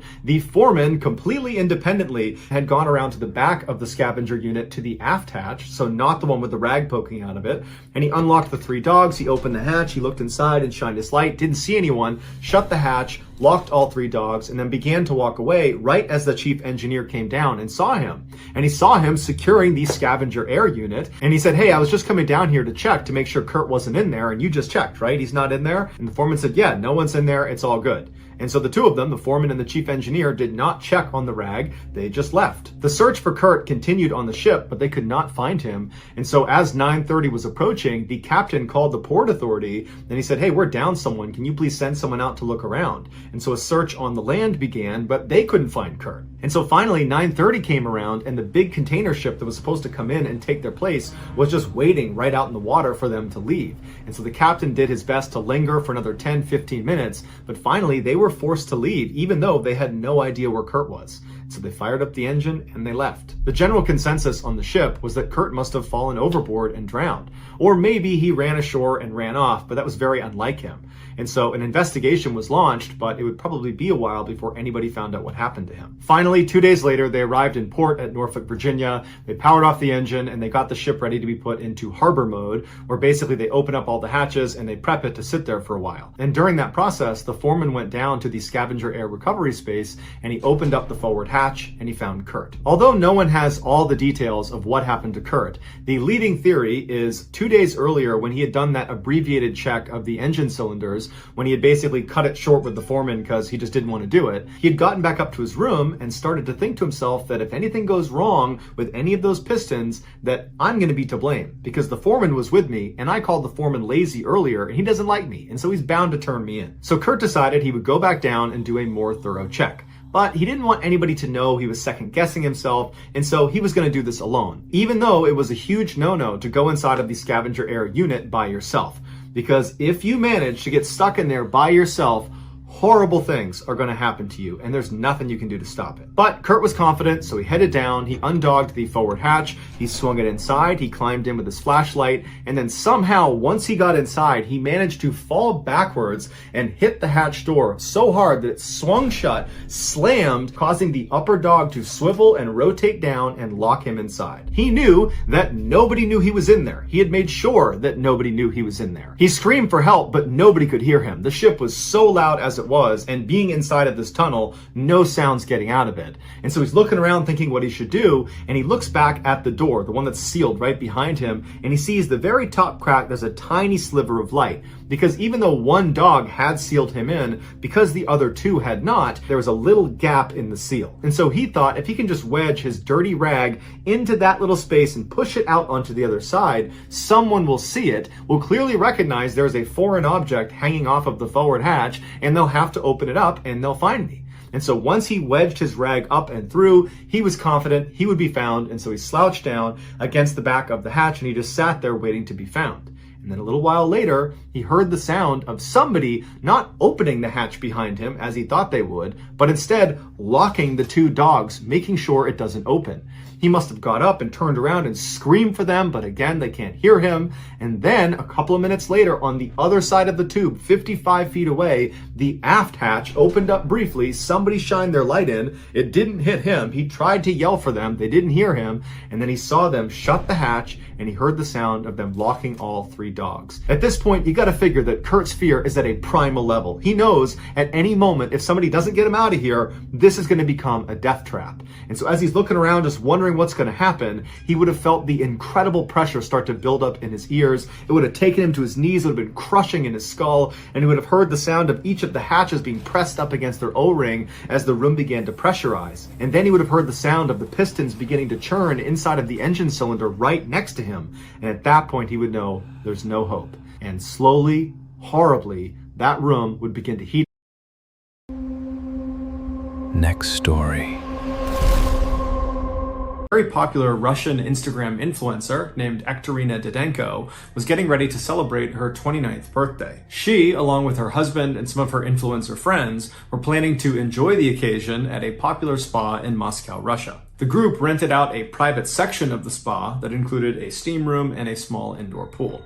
And then once the reservations were made, Didenko and all of her influencer friends began eagerly talking about how excited they were about this party on their various social media accounts. When the day finally came, February 28th, which was Didenko's birthday, Didenko, her husband, and the 8 other people they invited, they all descended on this spa. So they go inside, they go back to their private area, and it's great. There's food, there's alcohol, there's music, they're jumping into the pool, then getting in the hot tub, and everyone's just having a great time. Everyone's taking pictures and filming and live streaming. I mean, it's really going as well as it possibly could be. And then at some point, Didenko's husband signals the rest of the group, minus Didenko, and they all begin to pull out these white hazardous materials suits. Imagine what you would see in a movie if there was some huge chemical leak, a full body white suit with a mask. And so they're all putting on these hazmat suits, and they give one to Didenko, who puts it on as well, and they tell her this is part of her big surprise. Now, it's unclear if Didenko actually didn't know what was going to happen next, or if she's just pretending to be surprised because it would do better on social media, because this is all being filmed and she's an influencer. But either way, she puts on her hazmat suit, and once everyone has their suits on, Didenko's husband wheeled in this huge cooler like you would bring to a picnic, and he placed it right on the edge of the pool. When he opened the lid, the crowd all gasped and laughed and smiled and filmed as these huge clouds of smoke or steam came pouring out of it. What it was roughly 55 pounds of dry ice. Dry ice is just frozen carbon dioxide. It's commonly used for things like refrigerating perishable goods for long periods of time because dry ice stays cold for a really long time. Also, because of the huge white gas clouds that come off of dry ice, it's also very commonly used as a sort of spooky decoration because you have these very cool white clouds going everywhere. And in fact, that's what Didenko's husband planned to use this dry ice for. He was going to dump it into the pool and create those big white gas clouds all over the pool. The reason they call it dry ice is because as it starts to heat up, it doesn't melt into a liquid state the way frozen water does. Instead, it goes directly from a solid state to a gas state. Dry ice is considered to be quite hazardous if it's handled inappropriately, and while these partygoers all had their hazmat suits on, it's unlikely they were actually wearing them for safety. It's far more likely they were wearing them because it would look good on social media and would kind of hype up the stunt they were about to do. And so after the dry ice was revealed inside of this cooler, Didenko's husband and another of the partygoers grabbed the sides of the cooler and they dumped its contents directly into the water. And as soon as the dry ice hit the water, it rapidly began to warm up, which caused a massive, almost explosion of carbon dioxide gas to completely fill the lower half of the room. Now, none of the partygoers are even a little bit fazed by what's happening. They don't realize how dangerous this actually is. And so they're just filming and laughing and kind of thinking this is so funny. And then Didenko's husband actually leaps through the cloud into the water and kind of disappears below. And then shortly after that, two other partygoers would also leap into the pool. One of the main reasons dry ice is considered to be so hazardous if handled inappropriately is because dry ice emits that carbon dioxide gas, which at high concentrations will displace oxygen. So imagine if you're in a very small room that has very poor ventilation. If you had lots of carbon dioxide in there, you would suffocate. And so this indoor pool was a small confined space with poor ventilation. And so the 7 people on the pool deck, shortly after this dry ice has been tossed into the pool, they started to realize it was really hard to breathe because the oxygen was basically being sucked out of the room. And so they were able to turn and actually run out of the pool deck before it was too late. Meanwhile, Didenko's husband and the other 2 people who leapt into the pool, when they came back to the surface, they breathed in thinking they would be breathing in oxygen, but instead they breathed in an entire lungful of carbon dioxide, which in addition to displacing oxygen at higher concentrations inside of confined spaces with poor ventilation, it is also poisonous at higher concentrations inside of confined spaces with poor ventilation. And so when the 3 of them surfaced, they breathed in this poisonous gas, which caused 2 of them to immediately pass out and then just die, while the third, Didenko's husband, he managed to stay conscious enough that he was able to climb barely out of the pool, and he tried to get to the door, but he couldn't get out in time. Eventually, he was pulled out and rushed to the hospital, but he would later die, not only from carbon dioxide poisoning, but also from having gone without. Next story. Early in July of 1982, a corrections officer made his rounds at a jail in San Jose, California. Everything seemed normal as he inspected each inmate's cell. But as the guard peered into the last cell on the row, he was startled by what he saw. The inmate was sitting on his bunk, staring forward, his mouth hanging open. He looked completely frozen, almost like something out of a wax museum. The guard gave the cell door a few loud knocks with his flashlight, but the inmate didn't move or even blink. The guard was afraid that the inmate was dead. So he unlocked the door and stepped into the cell, and he got right up next to the inmate, and when he did, he could feel breath coming from the man's open mouth. So he knew he was alive. He gently touched the inmate to try to get him to react, but he didn't, and that gentle tap made the man's whole body rock back and forth on the bunk like a rocking chair. The guy was stiff as a board. The guard had no idea what was going on, and he was feeling very freaked out. But then he noticed the inmate's eyes. They had a look of absolute terror in them. Next story.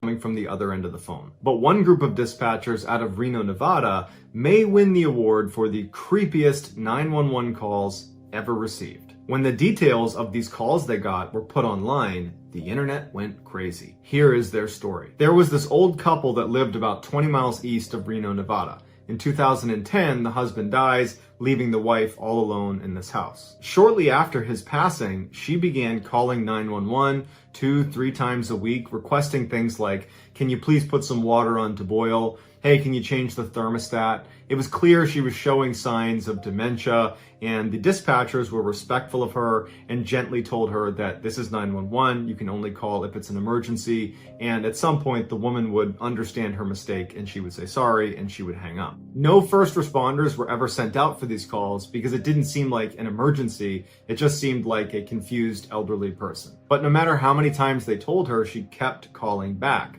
And eventually her calls took a turn. Instead of calling 911 to ask for help with mundane tasks around the house, she would call 911 believing she was talking directly to her deceased husband, John. The dispatcher would pick up and the woman would say, John, where are you? John, John. By this time, the dispatchers had gotten so many calls from this woman, they would recognize her address coming through and they knew what to expect. They would answer the phone, they'd be respectful, and they would tell her like they always did, this is 911, you can't call here, you need to talk to your family. And again, they did not send a responding unit out to her because it just seemed like she was confused, not in any danger. But one day when she called, she sounded frantic and scared. John, please come home. Help me, I need help. John, come home. This time, they would send first responders out to the woman's house. When the responding unit arrives at her house just minutes after she had placed the 911 call, they go to the door and they're knocking and they're yelling for her and she's not coming to the door and it's all quiet in the house. The door's unlocked, so they open it up and they announce themselves. They walk inside and immediately they can tell the heat is not on because it's very, very cold inside the house. They look around the first floor and they can't find her, and there's no sign of a struggle or any obvious problems that could have happened inside of the house. So they go upstairs and they start searching all the rooms and no one's there until they get to the last room, and it's the bedroom.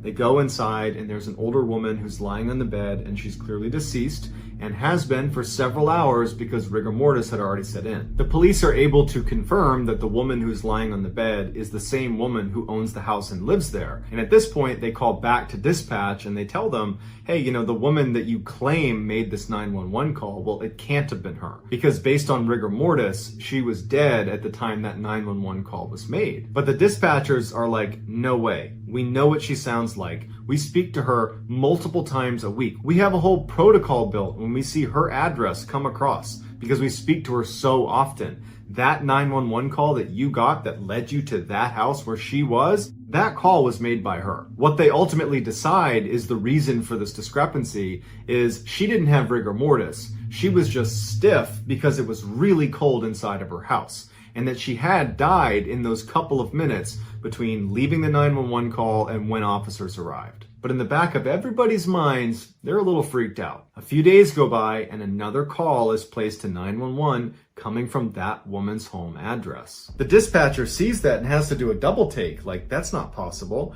But they're thinking, okay, this could be a relative, it could be a friend, it could be anything. Picks up the phone and she's shocked when it's the same woman who is frantically yelling for John to come here, save me, help me, I need help. And the dispatcher, who's well aware of the history and well aware that this woman's supposed to be dead, stays calm, goes through the procedure, tries to get more information from this woman, but the call ends abruptly and there's no more information to be had. And so not knowing what else to do, she asks a responding unit to go check this house out. The responding unit goes over to the property, they knock on the door, no one's inside, the door is actually still open, they go in, the house is empty, there's no one there, there's no one that could have made that call. At this point, dispatch is like, okay, this has got to be a prank. But the next day, same thing happens. Here comes a call from the dead woman's house. They pick it up and it's this distraught woman yelling for help. I need my husband. And the dispatcher is trying to get more information, but they can't. And then the line cuts out. Once again, they have to send responders to this location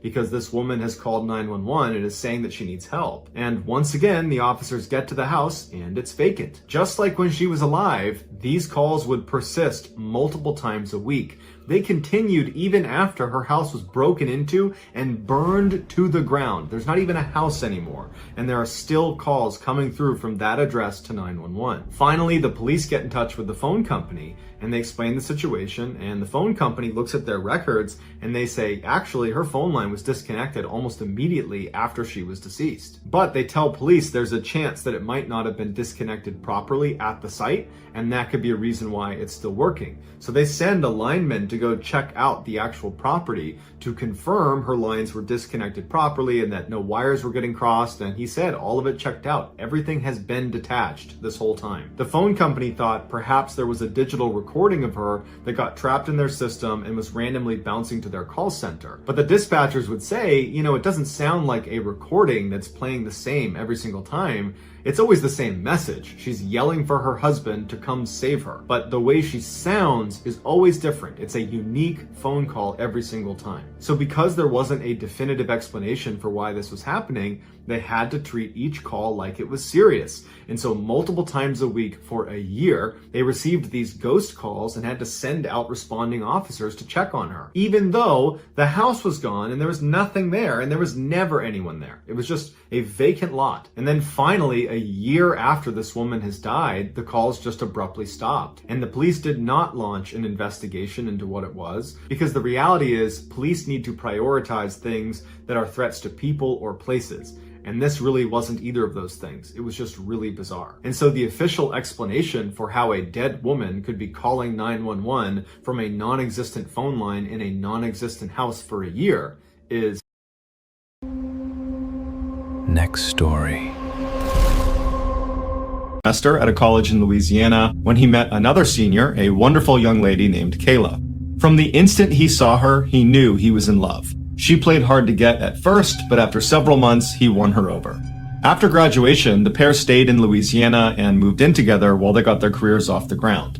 2 years later, the pair got married, and almost immediately, Kayla got pregnant. At the time, Mitch's career was really starting to take off, which allowed Kayla to stay at home and take some time off. By the time their daughter was born, Mitch was making so much money that Kayla decided to just stay home and be a full-time mom. A couple years later, Kayla got pregnant again, and by the time their daughter was 2 years old, they had their son. Mitch adored his children. Every morning before he went to work, he would sneak into their room and he would watch them sleep. And then in the evenings, they would have these big family sit-down meals and then play games together until bedtime. Mitch's life was perfect.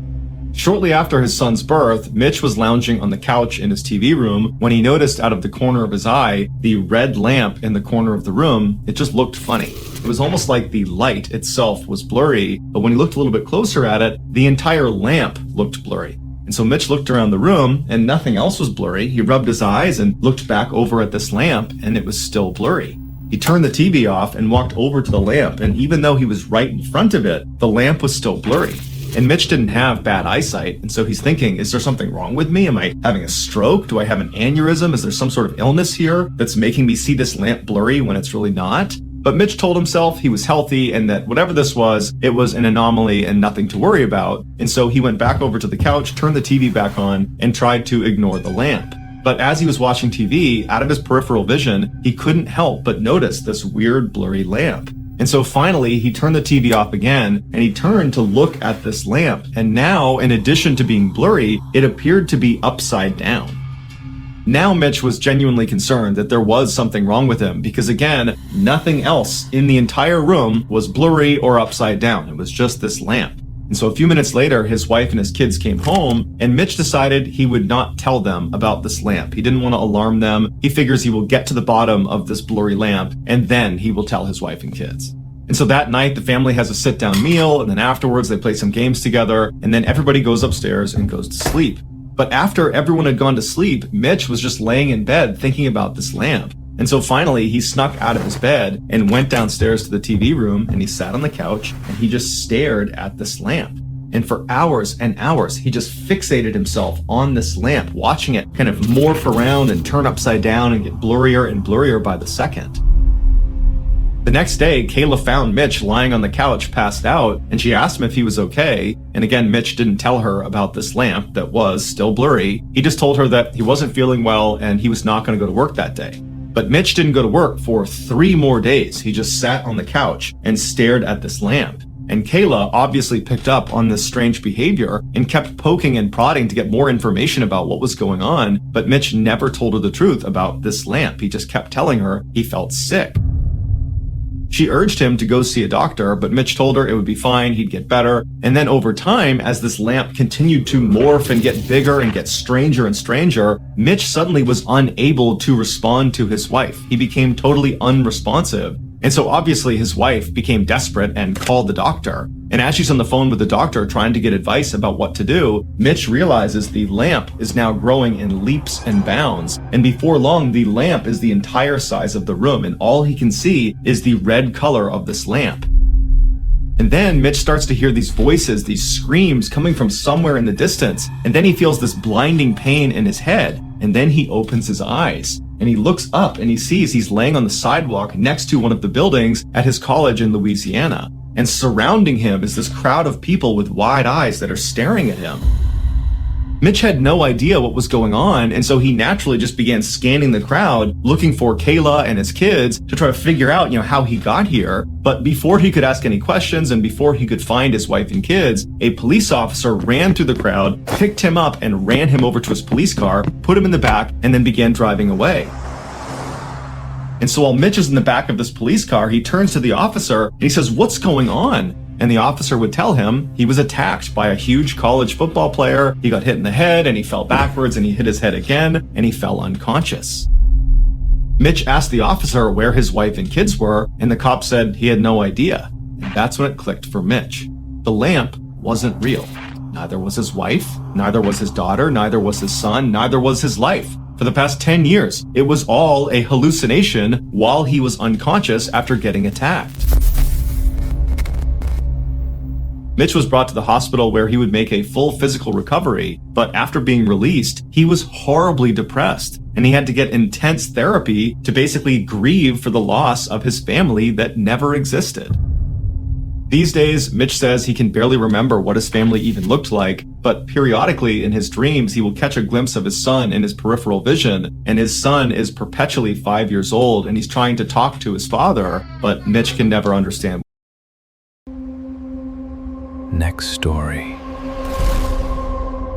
In a boat just off the coast of Aberdeen, Scotland, and you cruise eastward, after about 7 hours, depending on your speed and the weather, you would come across this massive man-made structure jutting up out of the ocean. It looks like a cross between a construction site and a corporate office building sitting on top of 100-foot-tall metal stilts. It's called Magellan, and it is an offshore oil rig, and it will remain in place until all the oil has been sucked up in that area. The people who work, often for weeks or months at a time, on rigs like Magellan are known as roughnecks, and they have one of, if not the most dangerous job in the world. All exterior surfaces on these offshore rigs are always slick, either with water or oil, and so there is a constant risk of falling, sometimes hundreds of feet. If you're up on a higher platform, you could fall to a lower platform, which could be fatal, or you could fall clean off the rig all the way to the ocean 100 plus feet below. If you add in some bad windy weather, the risk of falling increases tenfold. Also, the crude oil that these roughnecks are drilling for is highly combustible, and so fires are a huge concern as well. And if that wasn't risky enough, there's also this phenomenon known as a blowout, where basically the oil well that the drill is actually drilling into will just explode. Now, all rigs have some sort of mitigating equipment to try to save themselves in case this occurs, but in reality, if it happens and you are unfortunately near the drill when it happens, you are likely to be killed or maimed. While the downsides of working on an oil rig are fairly obvious, the upsides are too, namely, your pay is fantastic. In 2000, a 41-year-old father of two named Gordon Moffat was a roughneck working on the Magellan. His primary job was to perform maintenance on the drill. Now, these offshore rigs work great most of the time, but they do have a habit of breaking down fairly often. And for a drilling company, anytime they are not sucking out crude oil, they're losing money. And so it was just a known thing when you worked on one of these rigs that as soon as there is an issue that causes the drill to stop working, it must be fixed immediately, whether it's day, night, horrible weather, good weather, it didn't matter. It had to be fixed right away. And so on the night of October 9th that year, Gordon had just gotten back to his quarters to end the day when he got a call on his radio that he was actually needed to come back out to fix a problem that had stopped the drill. Now, Gordon was a seasoned roughneck and he had grown quite accustomed to these late night calls to go out and fix things. And so he wasn't annoyed. He just put his stuff back on, turned around, and he headed out the door. When Gordon got to the main deck, which is this wide open metal platform right in the middle of the rig where the drill actually passes down through it on its way to the ocean,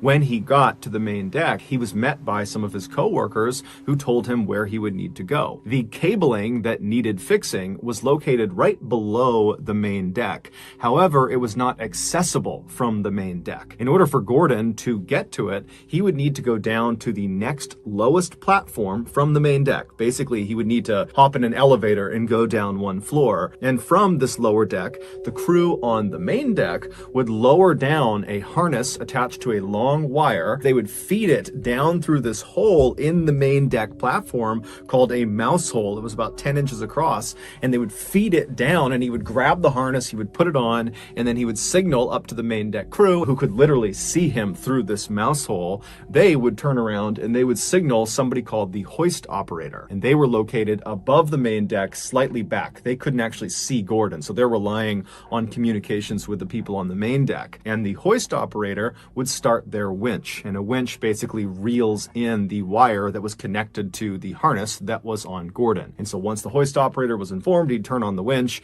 and then Gordon would be raised up until he could access these cables, and then he'd do his maintenance and be lowered back down, and that would be it. Now, Gordon and the crew had done maintenance using this winch system many times before, so this was a very routine fix. So Gordon made his way from the main deck down to the slightly lower deck, and he looked up at the mouse hole, and he watched as the main deck crew members lowered the harness with the wire attached to it down through the mouse hole. And so Gordon grabbed the harness, he put it around his waist, and he secured it. And after he was sure it was on correctly, he signaled up to the crew on the main deck that he was ready to start, and they in turn turned around. They flagged the hoist operator who started the winch. And so very slowly, Gordon was lifted off the platform he was standing on, and he was brought up after several minutes, all the way up about 10 feet to access these cables. And as soon as he was parallel with them, he waved to the main deck crew, who were not far from him at this point, and he said, "I'm good." And so they turned around, they told the hoist operator, who stopped the winch. And so Gordon got his tools out and he began working on these cables, and the whole time he's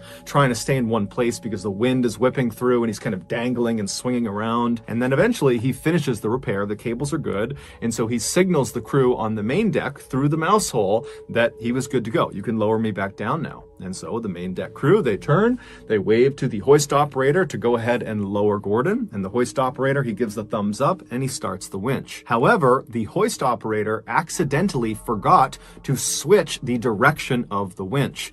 And so when he started it again, instead of the winch spooling the wire out and lowering Gordon, it continued to reel the wire in, pulling Gordon upward. Now, the winch did not move very quickly, and so it wasn't like Gordon is rocketing up towards the mouse hole.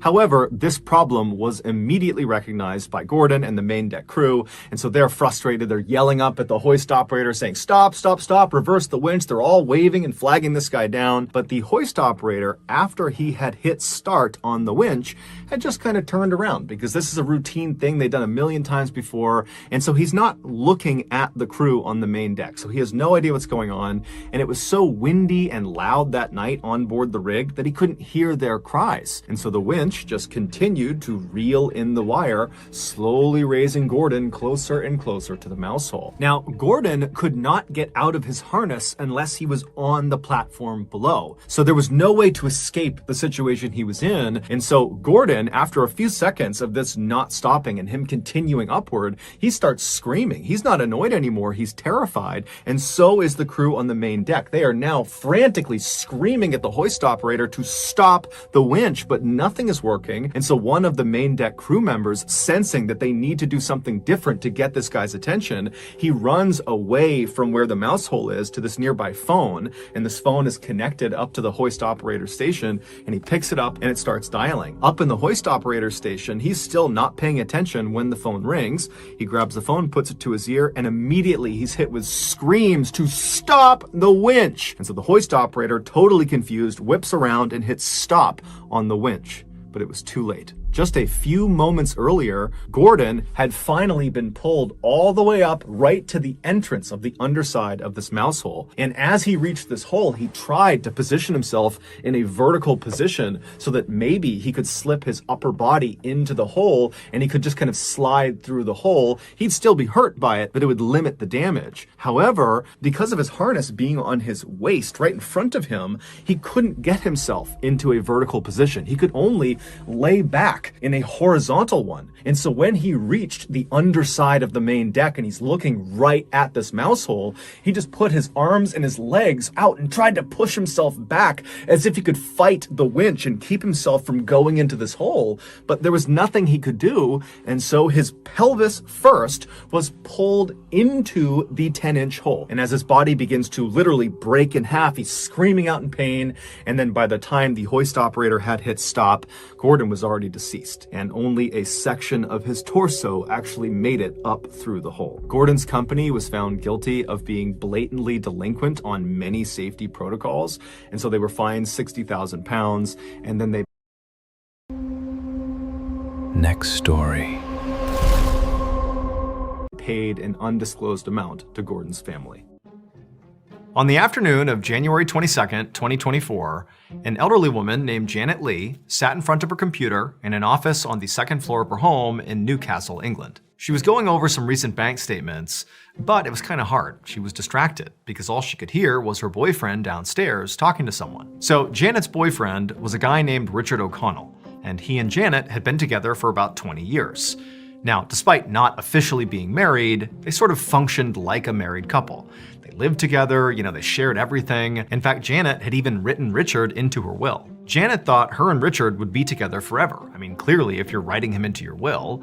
And she assumed that that feeling was reciprocated, that Richard also felt like they were together forever. But lately, their relationship had gotten pretty rocky, and in fact, both of them had begun openly talking about the possibility that they might need to break up. Now, nothing was set in stone, and by no means were they destined for a breakup, but it was suddenly, a possibility, and that was really hard for Janet to deal with. And so, as Janet sat upstairs trying to do these bank statements, but, getting completely sidetracked just by the sound of Richard's voice, part of the reason that was so distracting is, Richard was all she could think about. What would happen if they broke up? What would her life look like? And so before long, her mind was kind of wandering, and no longer was it the bank statements. It was, what does the future hold for me? It seems so uncertain. And so as Janet is having this moment upstairs, she suddenly hears Richard start yelling downstairs. And at first, it kind of sounded like maybe he was yelling at the person he had been talking to.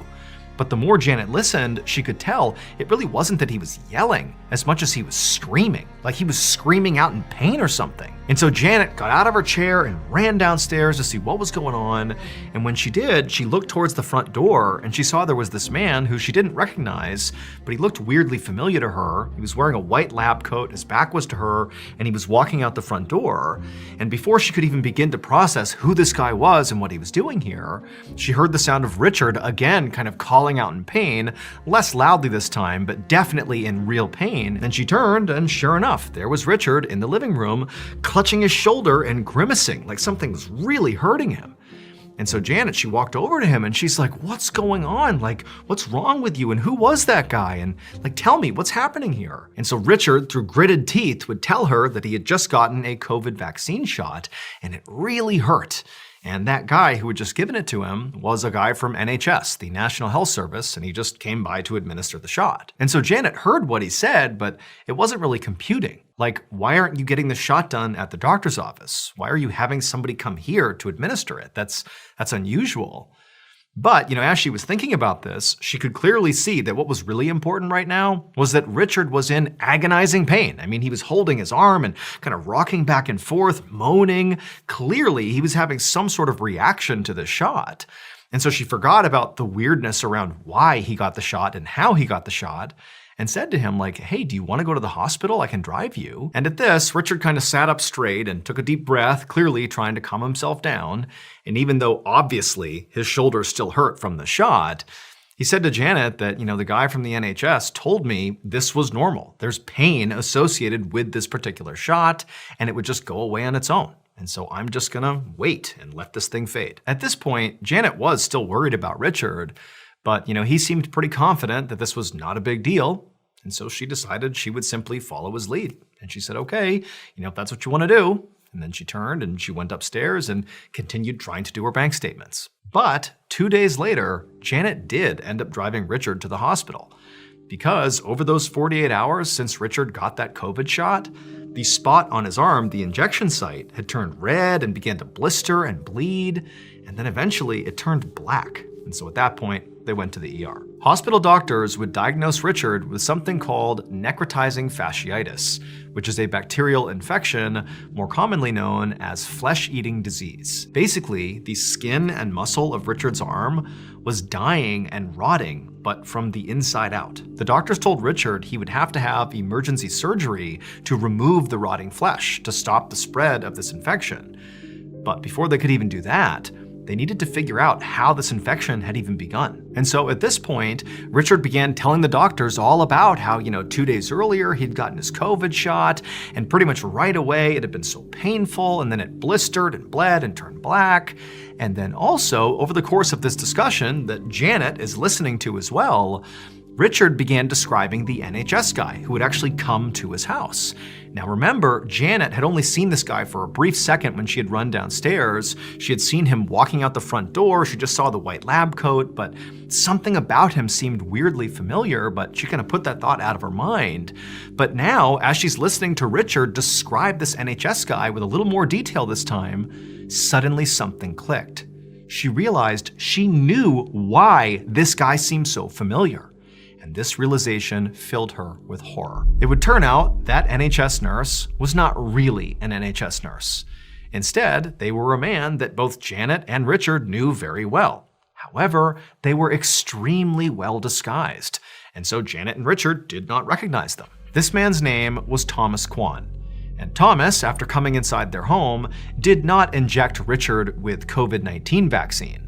Instead, he injected Richard with a deadly pesticide called iodomethane. That pesticide immediately caused that excruciating pain that Richard was feeling that caused him to scream out, and ultimately killed and began to rot away the flesh in his arm. It would turn out Thomas Kwan was Janet's son, and he was furious at her for putting Richard in her will and allowing Richard to get her house when she died.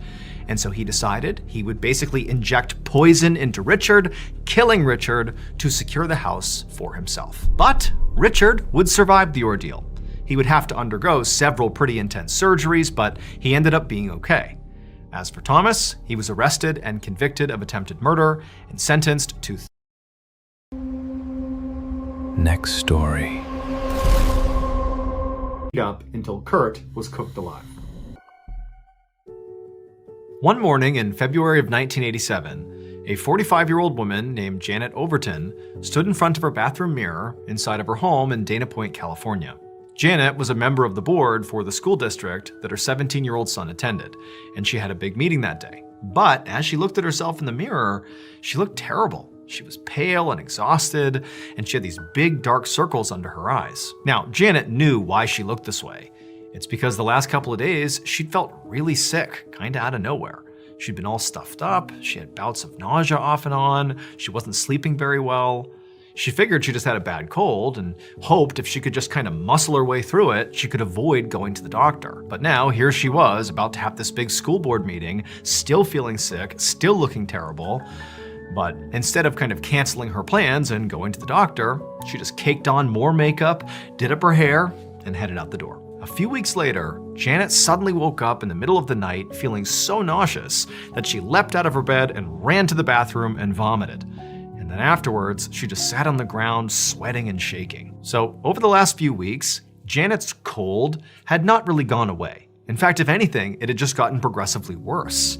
Now, Janet had gone to the doctor about it eventually, and the doctor had agreed with her that, maybe you do have some really bad cold or some other virus here.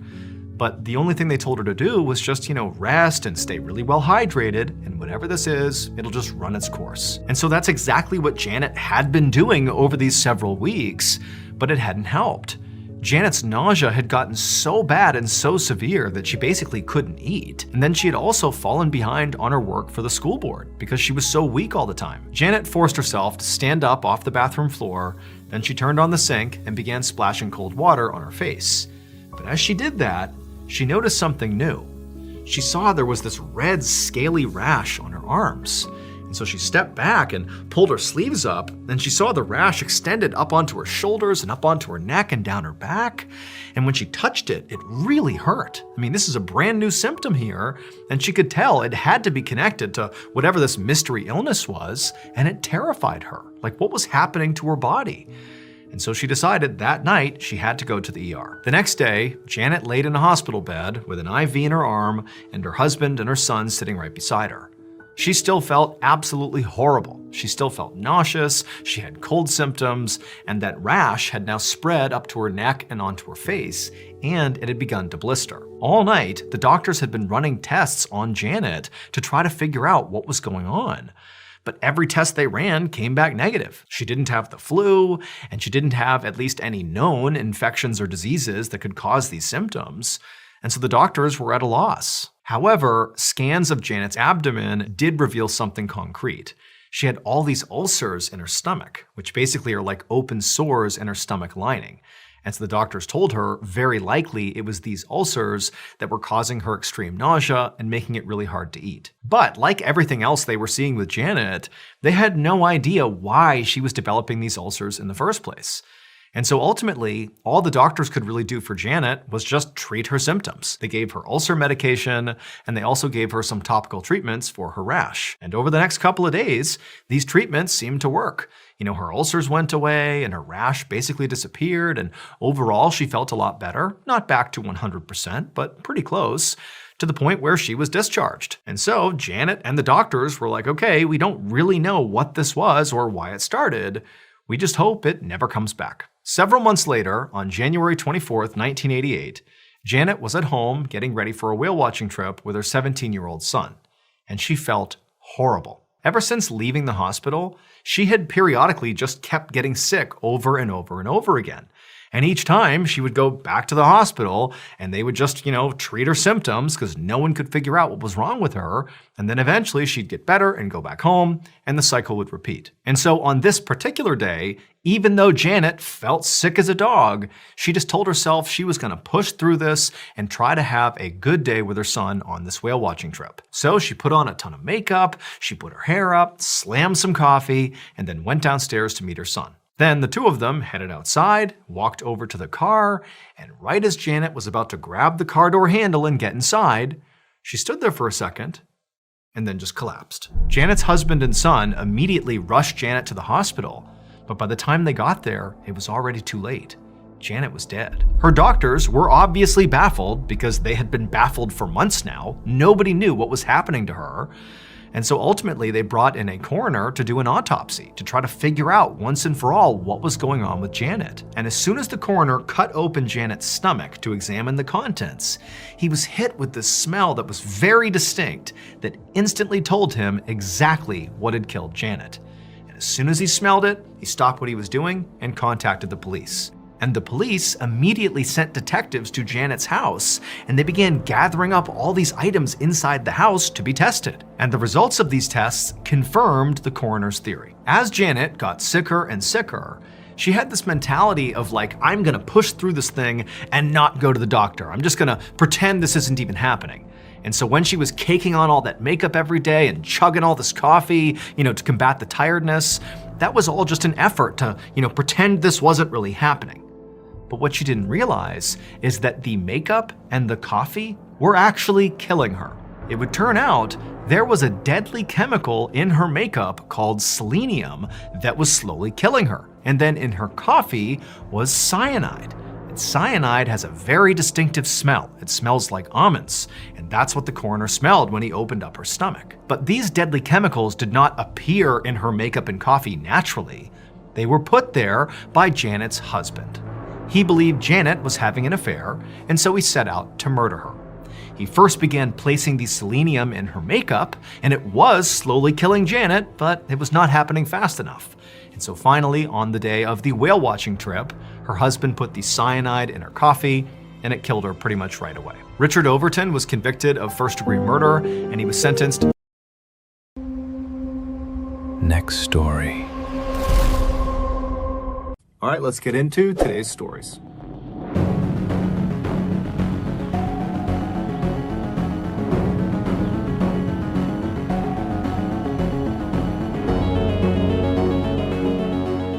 On January 1st, 2015, a family in South Yorkshire, England, gathered at a restaurant for their annual New Year's Day lunch. But one member of this family who said they would be attending didn't show up. It was 50-year-old Stephen Winfrey, who was an unemployed, divorced father of two, who in recent years had become quite depressed.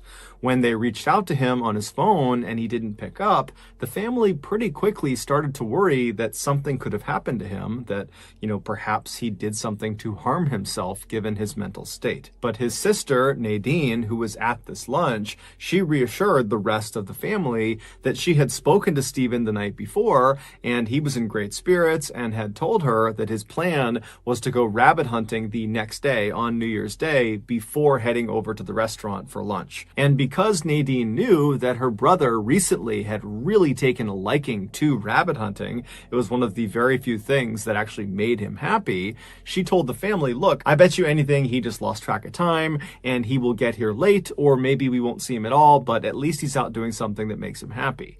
And so the family was reassured by this, and so they sat down at their table, they ordered their food, and the whole meal, everyone's kind of looking over at the front door, expecting Stephen to come strolling in at any minute. But when they finished up eating, he still had not arrived. And so as the family was getting ready to leave the restaurant and head back home, they all decided that, you know what, I'm sure Stephen is fine, he's doing something he loves, I'm sure he did just get carried away, and so we'll just wait for him to contact us. And so the family, they all leave the restaurant and they spend the rest of the day at their respective households, and then the following morning they all get in touch with each other and they discover that still no one has seen or heard from Stephen. And so at this point the family just felt like there was something off about this, and so they contacted the police and they reported him missing. As the police were getting ready to head out and begin looking for Stephen that day, they received a call. Stephen had been found. Although the exact details of what happened to Stephen may never be fully understood, this is the best theory that the police have come up with. On New Year's Day, January 1st, the day Stephen was supposed to meet his family for lunch, he had gotten up early and headed out to a nearby forested park to do some rabbit hunting, just like he told his sister he would be. He had gone to the park with his dog and some ferrets. The way Stephen caught rabbits is he would release these ferrets into various rabbit holes, and then he would stand back with his rifle and he would wait for the ferret to run the rabbits out of their holes, out into the open, and then he would raise his rifle and shoot at the rabbits, and then his dog would run over and grab the rabbit and bring it back to him. And so all morning long, he was doing this with relative success, and then something happened to where Stephen decided he needed to actually look inside of one of these rabbit holes. Perhaps one of his ferrets got stuck, or one of the rabbits got stuck, but either way, he wanted to look into the opening of one of these rabbit holes, and so he walked over to it, and apparently he couldn't quite see whatever it was he wanted to see, and so he got down on his hands and knees and stuck his head into this rabbit hole opening. Now, these openings to these rabbit holes are pretty narrow, and so once he forced his head inside, it got stuck. He could not pull it out again. And so all around the outside of this hole where his head was stuck, there were these deep divots that his hands had obviously dug once he realized he was stuck, because he was trying to dig the entrance a little bit wider to get his head out. But as he was working really hard and laboring to kind of dig this hole out, he was burning up the very limited amount of oxygen that was inside of this hole. And so very quickly, as he was trying to save himself, he would have started to struggle breathing because there just wasn't enough air in this hole. And so when it became clear he was starting to suffocate, he abandoned the approach of trying to dig himself out and began trying to contort his body outside of the hole at really extreme angles to try to pop his head out, even if it meant breaking his neck in the process. But no matter how hard he tried, he just could not get his head out. The following day, January 2nd at 4 p.m., this is after Stephen has been reported missing, a person walking through that forested park, they found Stephen. They saw his body poking out of that hole at a really extreme angle, and so they called the police. The police showed up to the park, and they confirmed that Stephen was dead. He had suffocated. His death was not ruled a suicide. It was determined to be an accident. As for Stephen's dog and his ferrets, they were found near his body. Next story. I never thought I'd tell. People who knew the main subject of this story said he never wanted it shared, yet the title came from his final written note in a sealed incident report. The story centered on a 40-year-old technician named Latham Royce, who worked for a regional utility company that serviced rural counties with long miles of aging power lines. He preferred quiet schedules and predictable routes, and he kept to himself outside of work. That day, he planned a routine inspection run toward a hillside substation that often suffered weather damage. He left his small office building shortly after sunrise and loaded his truck with standard tools and a handheld meter. He told dispatch he would check the substation, inspect a few nearby relay posts, and return before mid-afternoon. The weather looked clear and the roads felt familiar. Latham enjoyed the quiet drive because early routes rarely involved complicated repairs. He parked near the substation gate and listened to the hum from the transformers as he prepared his gear. The incident began when he walked toward the main relay cabinet and noticed the lock hanging open.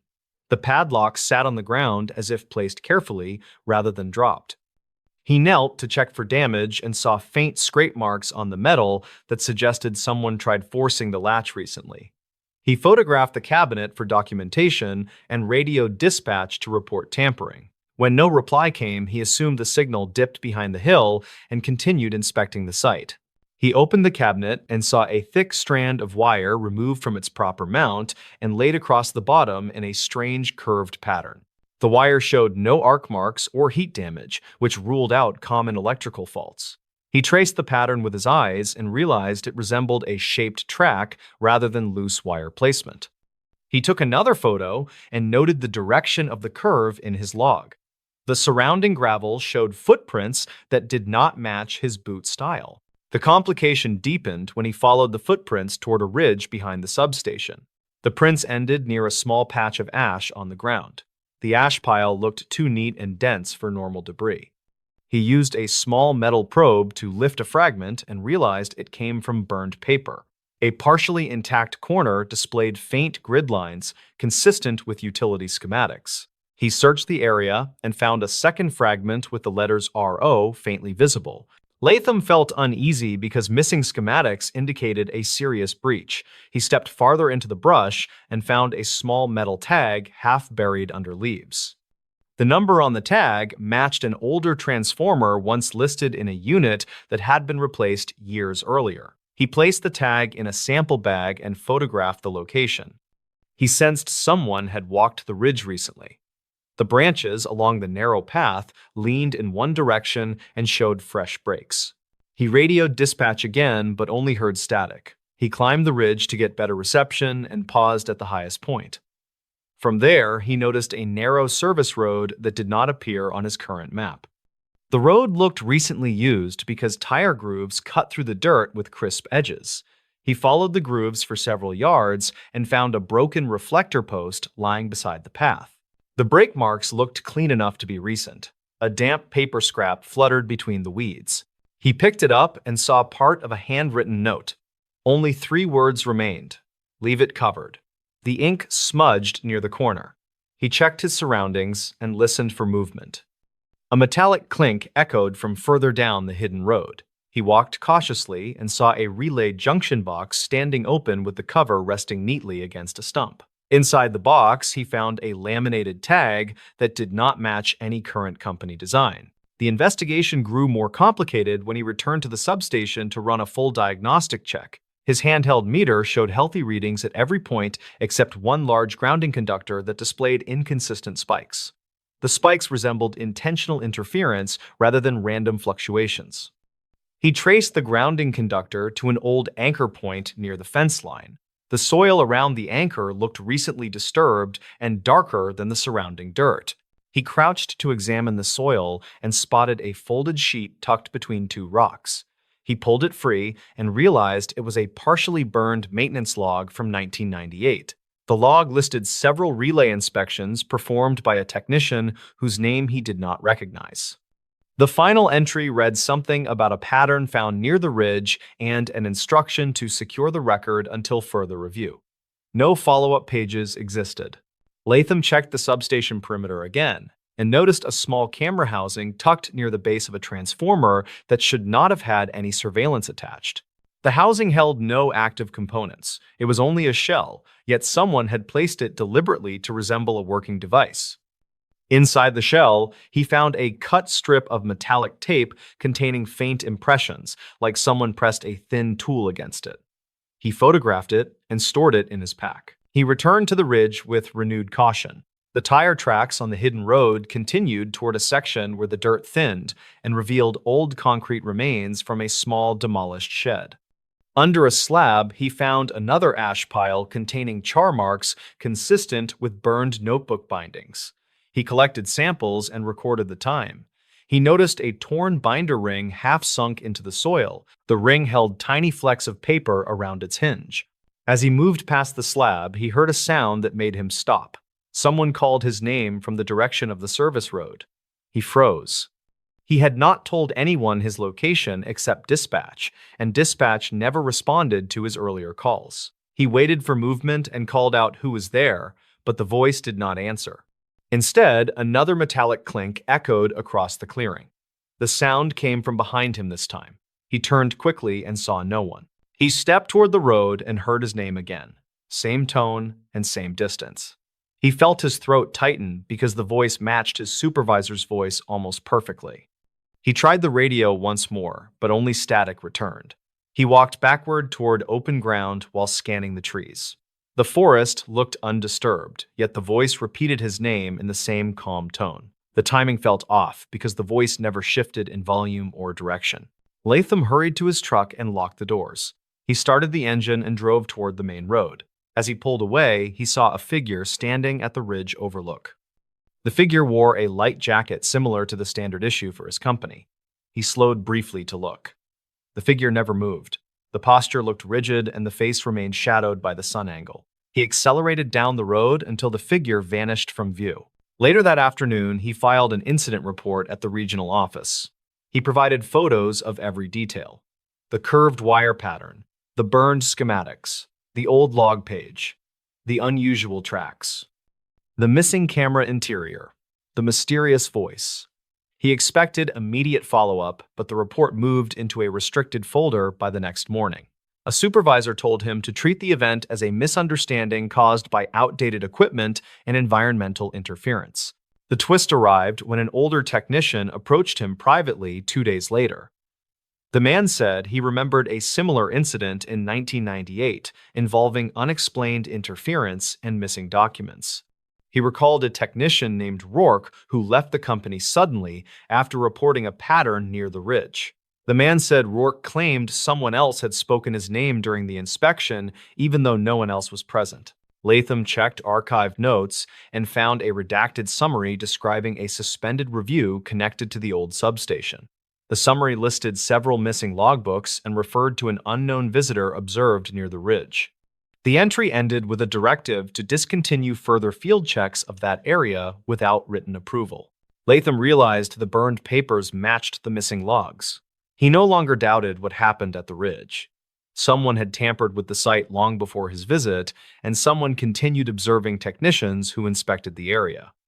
The voice that called his name likely came from a recording device or a hidden repeater used to lure him closer. He felt grateful he left as soon as he did. He added a final handwritten note to the report before sealing it. The button settled when Latham requested reassignment to a different region.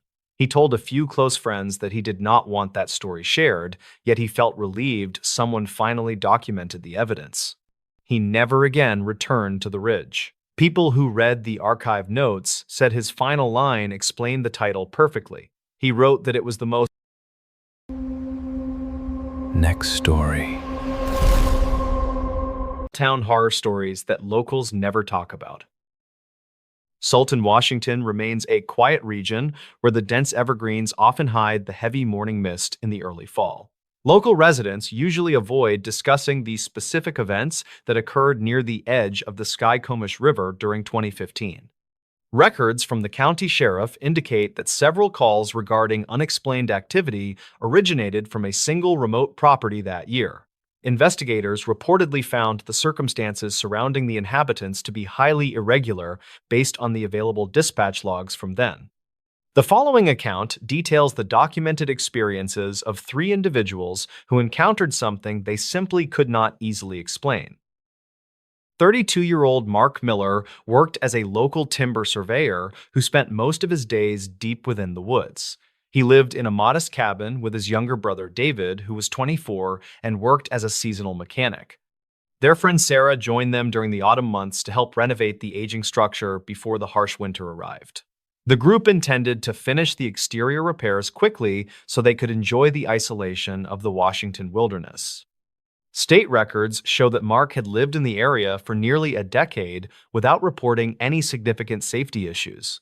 They did not realize that their presence on the property had been noted by someone or something in the brush. The dense forest surrounding the property was comprised of ancient cedar trees that effectively blocked out most of the natural sunlight. Archived notes from a previous land survey conducted in 2010 mentioned that the soil in this region was unusually soft. Mark discovered several sets of deep indentations in the earth that did not match any known wildlife species in the area. Some locals claimed that the property had a history of trespassing issues involving people who lived off the grid nearby.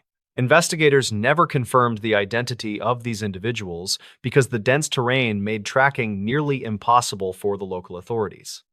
The 3 friends began to feel a distinct sense of being watched from the dark shadows of the towering trees. Dispatch logs from late September 2015 indicate that Mark called the sheriff to report a series of loud metallic bangs. He stated that the noises seemed to originate from the corrugated metal roof of the tool shed behind the main cabin. David reportedly inspected the area with a high-powered spotlight, but he saw no one standing in the immediate vicinity. A county file from 2009 describes similar reports of vandalism that were never solved by the responding patrol officers. Sarah noted in her personal journal that the atmosphere on the property had changed from peaceful to something quite oppressive. They decided to install several motion-activated lights around the perimeter to ensure their safety during the long and dark nights. State records from October 2015 showed that the local power grid experienced several unexplained surges, specifically in the Sultan area. Sarah reportedly found that all of the heavy kitchen appliances had been moved several inches away from the wooden walls. She told the investigators that she heard the sound of slow breathing coming from the other side of her door. Records conflict regarding whether there were any signs of forced entry found by the officers who arrived later that evening. Some locals claimed that the cabin was built on top of an old mining shaft that created strange acoustic effects. The group became increasingly paranoid as they realized that their physical environment was being subtly altered by an unknown force. Archive notes from the county coroner mention a discovery of several dead animals that were arranged in a perfect circle. Mark found these remains near the edge of the clearing where he usually parked his heavy-duty timber hauling truck. Investigators never confirmed if the animals had been killed by a predator or if they were placed there by someone. The county file from 2009 mentions that a previous resident had reported finding similar patterns in the high grass. David reportedly began to suffer from severe sleep deprivation because he heard the sound of footsteps on the porch every night. He described the noise as a heavy dragging sound that lasted for several minutes before fading away into the deep woods. Dispatch logs from November 2015 record a second call regarding a security breach in the lower level of the cabin. David reportedly found the heavy iron padlock on the cellar door had been snapped off with a pair of bolt cutters. He told the deputy that nothing appeared to be missing from the storage area despite the door being left wide open. State records indicate that the officers found no fingerprints on the metal surface of the lock or the door handle itself. Some locals claimed that a group of transients was known to use the abandoned mining tunnels for shelter during the winter. Investigators never confirmed this theory because no one was ever located in the subterranean passages beneath the Sultan Forest area. Sarah reportedly captured a single grainy photograph of a figure standing near the tree line during the early hours of the morning. The image shows a tall and thin shape that appears to be wearing a dark hooded coat with no visible face. Archived notes from the sheriff department state that the photograph was too blurry to provide any useful evidence for a search. Records conflict on whether the figure was a physical person or simply a trick of the light among the tall trees. Mark decided to board up the lower windows of the cabin to prevent anyone from looking inside during the night. The three friends stopped leaving the house after the sun went down because the feeling of being hunted became too intense. The final entry in the county file from 2015 describes a massive disturbance that occurred on the 3rd of December. Dispatch logs indicate that a neighbor heard the sound of glass breaking, followed by several loud screams coming from the property. When the officers arrived, they found the front door standing open, and the interior of the cabin was in total disarray. State records show that a significant amount of blood was found on the kitchen floor, but no bodies were ever recovered. Investigators never confirmed the origin of the biological samples because the DNA profiles did not match any of the residents. Some locals claimed that they saw 3 people walking into the river, but these reports were never verified by the police. A massive search party was organized by the local community members who spent 3 weeks combing through the dense evergreen forest. Volunteers reportedly found a single piece of torn clothing that belonged to Sarah snagged on a thick branch near the river. State records indicate that the search was eventually called off due to the arrival of a severe winter storm that year. The investigators found several items of personal value scattered along a trail that led toward the highest peak in the region. Records conflict regarding whether the items were dropped in a hurry or if they were placed as markers for the police. No trace of Mark or David or Sarah was ever found despite the extensive efforts of the local search and rescue teams. The case remains unsolved in the archive notes of the Washington State Police as a mysterious disappearance with no clear motive. The property in Sultan was eventually sold to a private developer who demolished the cabin and cleared the surrounding forest area. County records from 2021 show that no further incidents have been reported on that specific piece of land since. People who live in the region still avoid the area near the Skycomish River when the heavy morning mist rolls in. They reportedly believe that some secrets are better left buried in the soft soil of the deep and dark Washington woods. The true fate of the 3 residents remains one of the greatest mysteries in Next story. promotion. Okay, back to the stories.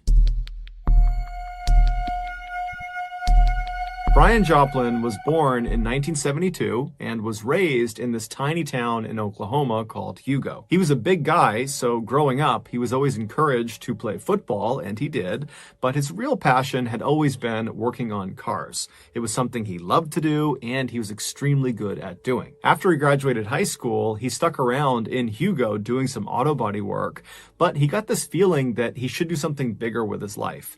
And so in 1992, he decided to enlist in the United States Navy. This was something his family was extremely proud of him for doing, especially his grandfather, who had flown bomber planes during World War II. Following Brian's initial military training, better known as boot camp, he was sent to Aviation Machinist Mate School, which is a military school for military members that teaches you how to be a mechanic for all things that fly. And so after Brian breezed through the school, because he was already a very skilled mechanic, and so it came to him naturally, he was sent to his first duty Navy station out in California. And so he joins his California unit, and immediately he excels, and he becomes one of the very best mechanics at his unit, despite being one of the most junior. And while he was in California, he also met his wife, Belinda. And so over the next several years that he was in California, and then he moved around to Texas and a couple other places, he just continued to shine at work. And at home, he and his wife began building a family. They had 2 daughters. And so by and large, everything in Brian's life was going exactly to plan, until Brian made a terrible mistake. Fast forward to October 4th, 2005, and Brian, who was 32 at the time, was deployed with his unit to Bahrain, which is a country in the Persian Gulf. That particular day, Brian, along with 2 other mechanics from his unit and 2 pilots from his unit, had been tasked with flying from Bahrain north to Kuwait, which is another country in the Persian Gulf. This was a routine flight, about an hour long. It was one they had made several times during this deployment. Brian was not really looking forward to doing it, and neither were the other people that were on this particular flight. But Brian decided the way he would make this trip less monotonous and boring is he would perform the stunt. So Brian and the other 2 mechanics, they load in the back of this helicopter in the cargo area, so the passenger area of this helo, and the 2 pilots, they load into the cockpit. And within a couple of minutes, they were 125 feet off the ground, careening forward out over the Persian Gulf at over 120 miles an hour. Brian and the other 2 mechanics in the back of this craft had elected to keep the back loading ramp that folds up and down to allow people to come in and out of this helicopter. They had decided to keep it down for this flight. So basically, they had this huge opening that just looked straight down to the earth. But this is a very common thing in the military. Lots of helicopters, when they're flying around, have either a side door open or the back ramp down, because it provides an incredible view, and more importantly, it provides this amazing breeze inside of the cabin. A few minutes later, when the helicopter is way out over the Persian Gulf, Brian decides now is a good time to do this stunt. And so he looks across at the other side of the helicopter and kind of signals at the other 2 mechanics. It's super loud inside of the back of a helo, and so there's no way they could have spoken to each other besides with a headset, and they were not about to speak about this stunt over the headset because they didn't want the pilots to know. And so Brian signaled to the other 2 because they were totally in on his stunt he was about to do. And so they grinned, and one of them pulled out a camera to be ready for what he was going to do. And then Brian disconnected his helo lanyard. So inside of a military helicopter, you'll find all these metal eyelets, these little rings all over the floor, the walls, the ceiling, and these are there in order to attach cargo or strap things down, or to attach yourself, a person, inside of the helicopter. And so the way you do that is by using your helo lanyard. It's this belt you wear that has this special strap that comes off the front of it, and at the end of this 1 or 2 foot long strap is a carabiner, a clip, and you clip that onto any of those eyelets. And so that keeps you from flying out of the helicopter if the pilots need to maneuver suddenly, or if you lose altitude. Anything can happen inside. And so Brian removes his helo lanyard and then grabs this stretch of nylon rope. It was like a crudely built safety harness that kind of functioned like a helo lanyard, in the sense that there was a carabiner on one end, and on the other there was a way to attach it to yourself. But unlike it being this belt and kind of high-tech system that attached to him, it was really just kind of a slip knot on one end of this 10-foot long line. And so Brian most likely had built this 10-foot long safety harness for this particular stunt, or someone else had. But either way, he picks this up after detaching his helo lanyard, and he puts the loop end of this 10-foot line, the slip knot end, over his head down to his waist, and then cinched it tight. And then he very carefully stood up and walked towards the back of the helo, and then he clipped the end of this 10-foot line with the carabiner into one of the eyelets on the ground, right where the back ramp begins to go down. And so once that was in place, he turned and looked at the other two mechanics and gave them one more thumbs up, and then he got down on his hands and knees and he begins crawling backwards down the ramp. And so once he gets to the very edge of this ramp, so literally right behind him is just the open air. At that point, he grabs with his left hand one of those metal rings that are on the actual ramp itself. He gets a firm grip with one hand, and then with his right hand, he grabs the side of the the ramp. There's some metal framing there. And so once he had a good grip and he felt confident in it, he kind of slowly lowered his lower half until it slipped off of the ramp. And as soon as it did, the winds outside the helicopter, the 120-mile-an-hour plus winds, they immediately swept his legs up and kind of held them in the air horizontal like he was flying. And so he's holding on to the back of the ramp, but his arms are kind of tucked up near his chest. But once he feels his legs up in the air, he slowly extends himself. And finally, when they were fully extended, he was officially doing the Superman stunt. This was called Supermaning, what he was doing. And as soon as he was in this position, the other crew members inside of the helicopter, they knew this was it. Let's take some pictures. And so one of them got their camera out and took some pictures of him. And Brian knows he's getting pictures taken. He's holding on as tight as he can. And then after the pictures were taken and Brian looked up and kind of got the thumbs up that he was good, he began trying to pull himself back into the helicopter, but he lost his grip. And as soon as he lost his grip, those 120-mile-an-hour plus winds, they whipped him backwards, and the safety harness that he had strapped around his waist, that's the only thing that caught him from flying away from the helicopter. And so Brian attempts to try to grab the ramp, but it's too far away, and as he's getting pulled by the wind away from the helicopter, that harness that was around his waist, it rides up until it stops right around his chest. And so at that point, he keeps his arms pinned by his side because he doesn't want the harness to slip up over his shoulders, because then he will fall to his death. But because this harness was self-tightening, as he was whipping in the winds, the wind was pulling him so hard away from the helicopter that it was tightening that loop around his chest. And so his chest got so tightly squeezed that it caused him to pass out. And as soon as that happened, his arms that were holding that harness in place, well, his arms went limp, and then the wind whipped his arms over his head, and the harness immediately slipped up over his shoulders, off his head, off his arms, and he went flying 125 feet all the way down to the water below, where he died. There were at least 8 people that were punished for this incident, including the 2 crew members in the back of the helicopter taking pictures, because they were totally in on this. But the details of the punishment. Next story. 56-year-old Roger Miro grabbed a bag of trash from his apartment and then walked out into the hall. He turned right and walked down the hall until he reached the trash chute, which was right on the side of the wall. He opened it up. It was like a mailbox. He opened it up. He dropped his trash bag inside. He closed the trash chute and then walked back to his apartment. When he got back inside, he instinctively reached down to his right pocket to grab his cell phone, but it wasn't there. So he grabbed his left pocket, wasn't there either. He checked his back pockets, he's fishing around, and he realizes he doesn't have his phone. So he figures, okay, I must have put it down somewhere in my apartment. Now, Roger was legally blind, so it made looking for small things in his apartment quite difficult. But nonetheless, he began looking all over his apartment for his phone. He started in the kitchen, he looked all over the place, checked all the surfaces, no cell phone. He went to the living room, to the bedroom, to the bathroom, but there was no cell phone. And so Roger thought maybe when he walked to the trash chute, he might have dropped the phone in the hallway. And so he left his apartment, he turned right, and he walked along, retracing his footsteps all the way to the trash chute. But all along the way, there was no phone on the ground.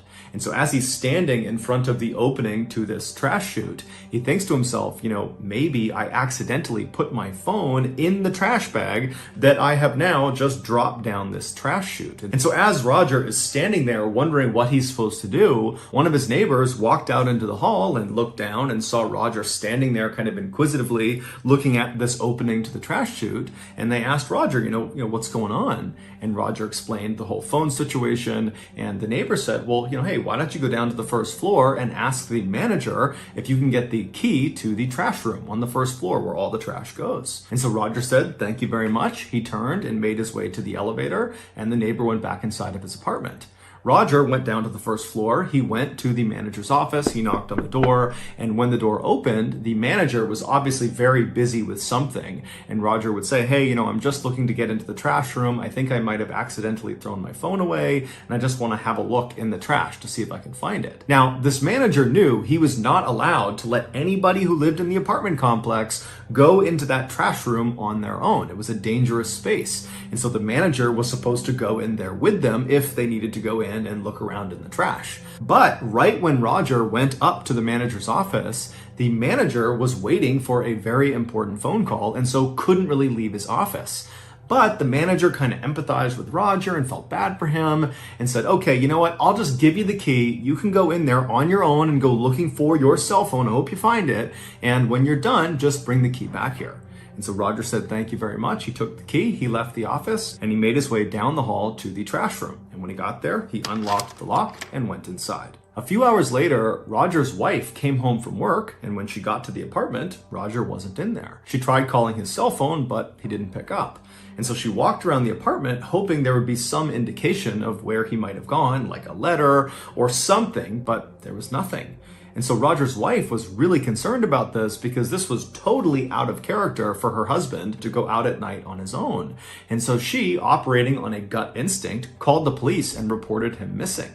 And so a few minutes later, 2 police officers show up at this apartment building. They go up to Roger's apartment, they speak to Roger's wife, and then they go into the hall and they knock on some doors of other neighbors in the area. And after speaking with them, one of the neighbors who had seen Roger earlier said, hey, he lost his phone, and the last I spoke to him, he was going to go down to the trash room to try to see if he could find his phone down there. And so the officers go down to the first floor, they go to the trash room, and they try the door, and it's unlocked. And when they open up the door and they look inside, right in the middle of this totally nondescript windowless room that basically looked like a basement, was this huge green dumpster. And above the green dumpster, high up on the ceiling, was this round opening. And that was the bottom of the trash chute. So when people like Roger and the other people who lived in this apartment building dropped their trash down their respective trash chute on each floor, the trash would come tumbling down and literally fall out of the ceiling into the dumpster. Now, this dumpster was unique. It was not like other dumpsters where the top was just wide open and anyone could lob a bag of trash in. No, this dumpster, only the left side of the dumpster had an opening for trash. The rest of the dumpster was completely welded shut. There was no way into it. And so on the left side, where this dumpster opened up to allow trash to come in, it was positioned right underneath that opening in the ceiling where the trash came tumbling down. And it wasn't just an opening. It was like this near vertical tunnel that was welded on to the top of this dumpster. And it went straight up and it had this big open mouth at the top, almost like a funnel. And it was there to catch the trash as it fell down, and it would go down this tunnel down into the dumpster. And so the gap between the ceiling and the top of this near vertical tunnel, this chute, was maybe 3 or 4 feet. And so when these officers looked into this room and they saw this dumpster and the chute and this hole in the ceiling, they also saw a ladder had been propped up on the left side of the dumpster right up against that near vertical tunnel, as if someone was trying to look down into the dumpster itself.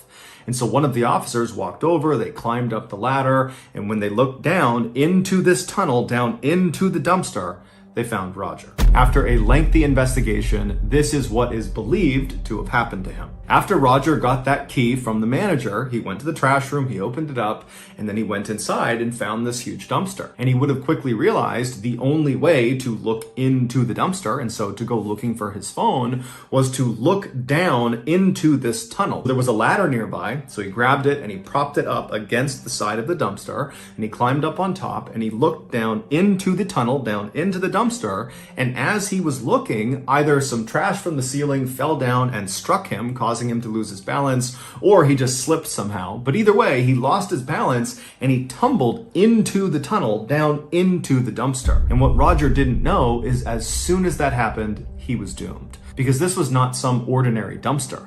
This was a trash compactor.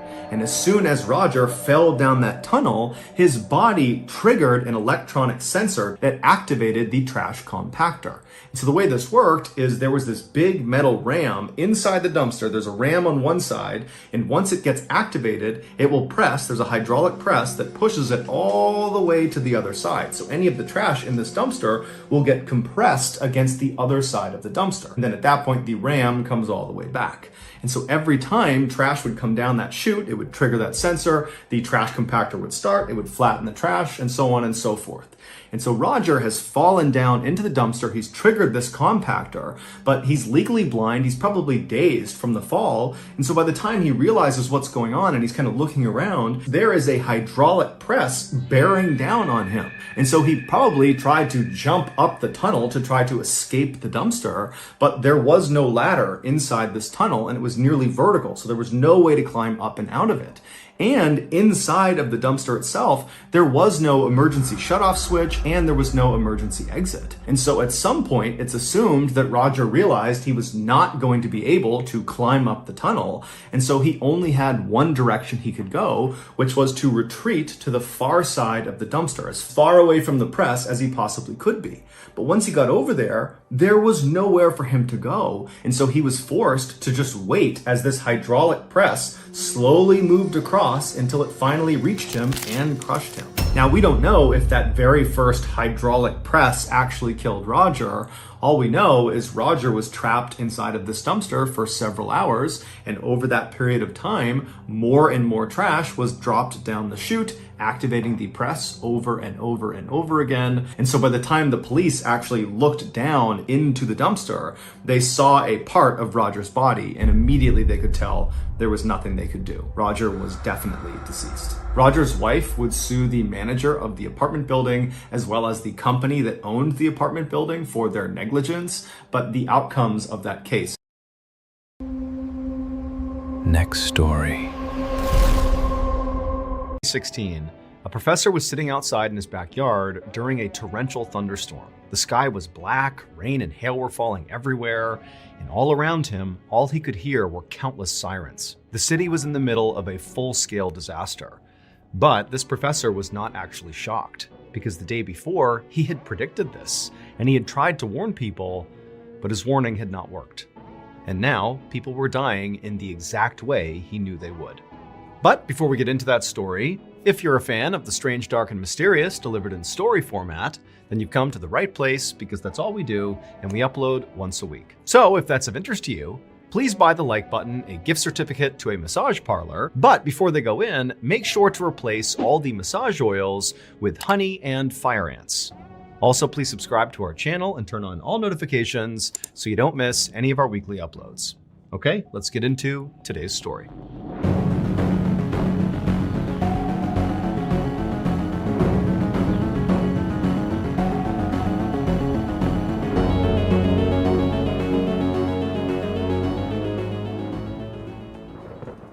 At 5:30 p.m. on November 21st, 2016, Jody Santoro, who was a 21-year-old mother in Melbourne, Australia, woke up to the sound of her 4-month-old son crying. Outside, there was this horrible thunderstorm going on. All this rain and hail were pelting the roof, and the wind was so strong that all the windows in the house were rattling. Jody reached over and grabbed her phone on the nightstand and checked the time, and she saw right away that she had overslept. However, it had been a really hot day that day, and she was so drained from the heat and also taking care of a 4-month-old that she wasn't really surprised she had overslept. But as the sound of her son's cries intensified, Jody knew, no matter how tired she was, she needed to get up and go tend to him. But the instant her legs swung off the bed and she actually tried to stand up, she knew something was wrong, and it had nothing to do with being tired. She had this incredible sense of dizziness come over her, and then her chest suddenly tightened up to the point where she could barely even breathe in. She found herself grabbing the bed just to steady herself. However, as alarming as this was, Jody didn't panic. She knew this feeling. She had been dealing with asthma for years, and she knew this was the start of an asthma attack. And so Jody reached over for her inhaler on the nightstand. She picked it up, brought it to her lips, pressed it down, and then took in a measured breath of the medication, expecting to pretty much immediately feel relief, but she didn't. The inhaler wasn't working. Jody again pressed down the inhaler harder this time and took a bigger breath in, hoping that a bit more medication might do the trick. But again, it just was not working. And so now, with panic rising inside of her, as she's, still struggling to breathe, her son is still freaking out and she can't tend to him. And all she was thinking is, I have to get my nebulizer, which is basically a more robust version of an inhaler. It provides more medication more quickly into your body.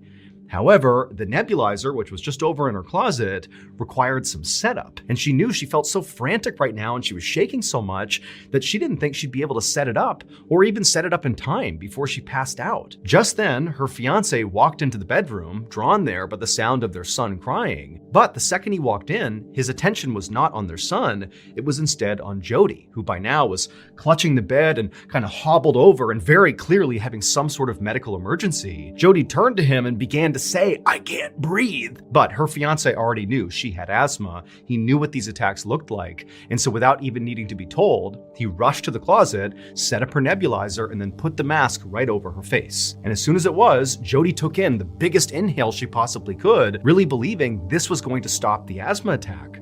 But just like the inhaler, the nebulizer didn't work. It felt like with every breath she was taking, her lungs were shrinking, not expanding. And so Jody turned to her fiance and croaked out, "Call an ambulance," her voice barely audible. And so her fiance, who also was now beginning to panic, grabbed the phone, and as he was talking to the dispatcher, trying to relay all the details of what was happening, outside this thunderstorm was only getting worse and worse. The hail and the rain were battering the sides of the house, and all the windows were shaking. I mean, it was absolute bedlam inside of this house. The next few minutes were torture for Jody. She laid on the bed waiting for paramedics. Her breaths at this point were so small, so shallow, like she knew she was about to pass out any second. And then finally the paramedics rushed inside. She knew there were 2 people in the room, but it was so chaotic. And all she could say when they showed up in the room was, "I'm going to die. I'm going to die." The paramedics lifted her off the bed, they put her on the gurney, and as they wheeled her out the door towards the ambulance, her world went totally black. We're all looking for a fresh start this time of the year. Whether it's trying to eat better or lose weight, we all have some bad habits we're trying to stop and some good habits we're trying to start. Well, make this the year that you finally start to get out from being under that crushing debt. And the first step to doing that is contacting PDS Debt for a personalized solution. Before I became MrBallen, my wife and I definitely struggled financially and definitely fell into some debt. Had we had PDS Debt at the time, I would imagine that would have made our lives a whole lot easier. PDS Debt has customized options for anybody struggling with credit cards, personal loans, collections, or medical bills. If you're making payments every month on your debt and your debt is still not going down, PDS Debt has solutions for you. PDS Debt strives to understand your specific scenario to help provide alternative solutions to becoming debt-free.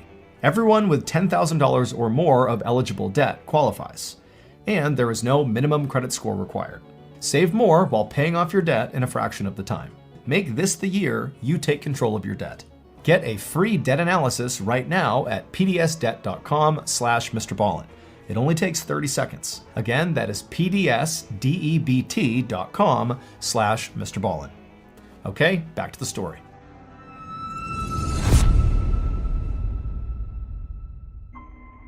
The paramedics rushed Jody to Sunshine Hospital, and on the way, they tried to stabilize her by squeezing these oxygen bags, forcing oxygen into Jody's lungs. And as they were doing that, Jody's fiance was following the ambulance right behind, white-knuckling the steering wheel, praying his fiance was going to survive this asthma attack. When the ambulance finally arrived at Sunshine Hospital, the emergency room was mayhem. Paramedics quickly wheeled Jody in on her gurney, shouting out her vital signs to the doctors waiting near the door. Her fiance, meanwhile, watched helplessly as the medical staff surrounded her and inserted IV lines, hooked up monitors, and began intubating her to force even more oxygen into her lungs. But fortunately, this rapid medical intervention, once Jody got to the hospital, appeared to work, because not long after getting there, Jody did begin to stabilize, not enough to suggest that she was actually all better, but her condition basically began to improve. However, the moment she began to improve, instead of the medical team, talking to her and figuring out what happened and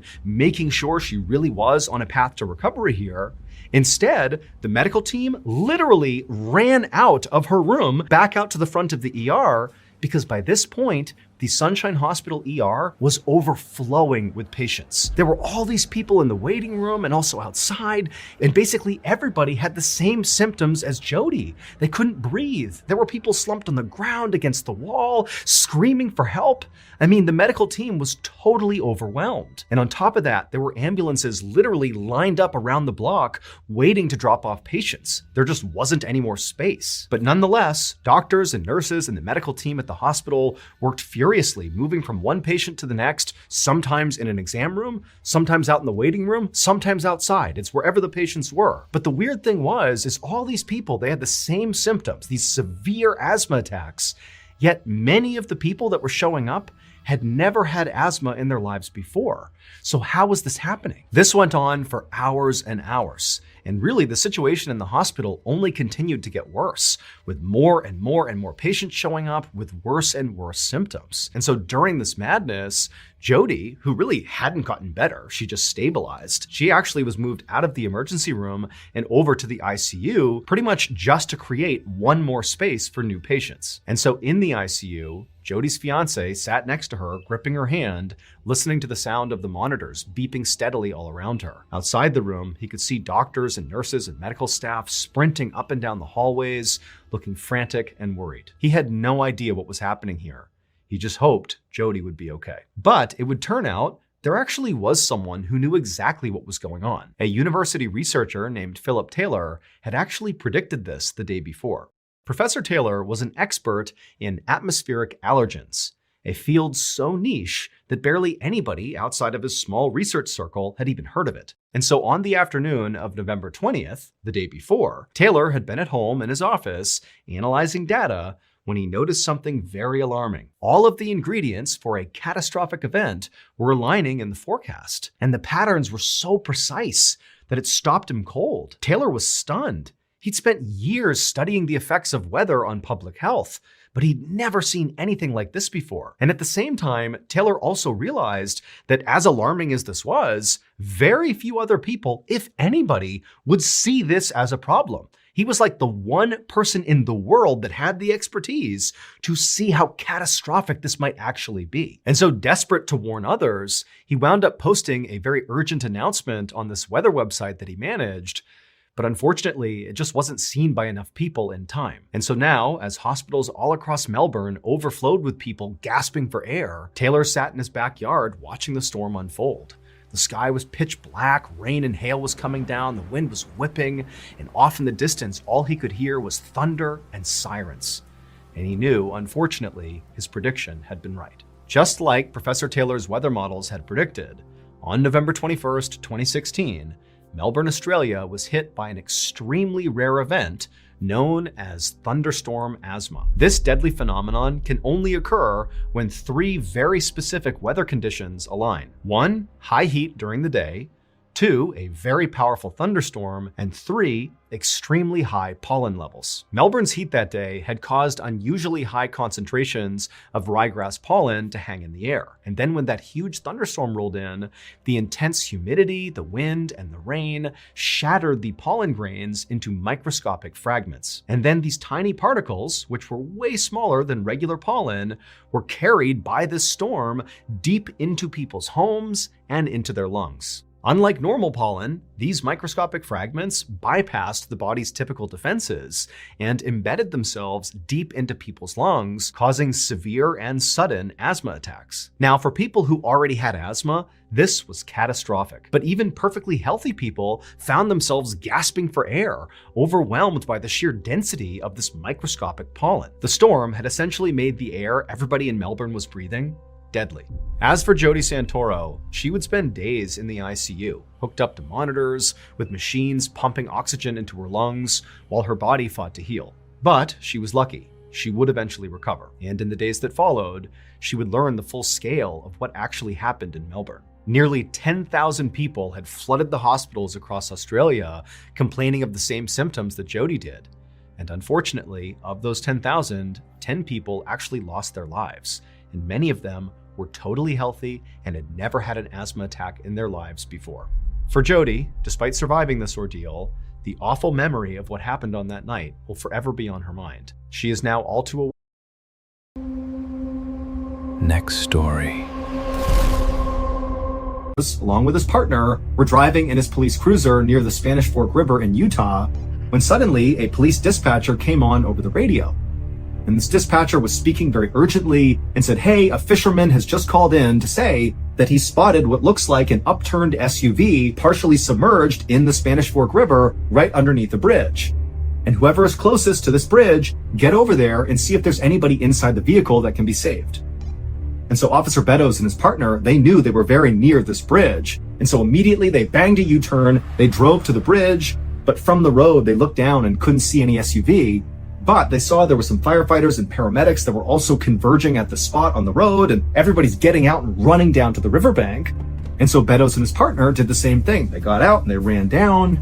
And then finally, when they got to the riverbank and they saw underneath this bridge, sure enough, there was this red SUV upturned, partially submerged. And he noticed right away that none of the doors had been opened in this SUV. And so it meant whoever was driving this vehicle when it flipped over very likely was still inside.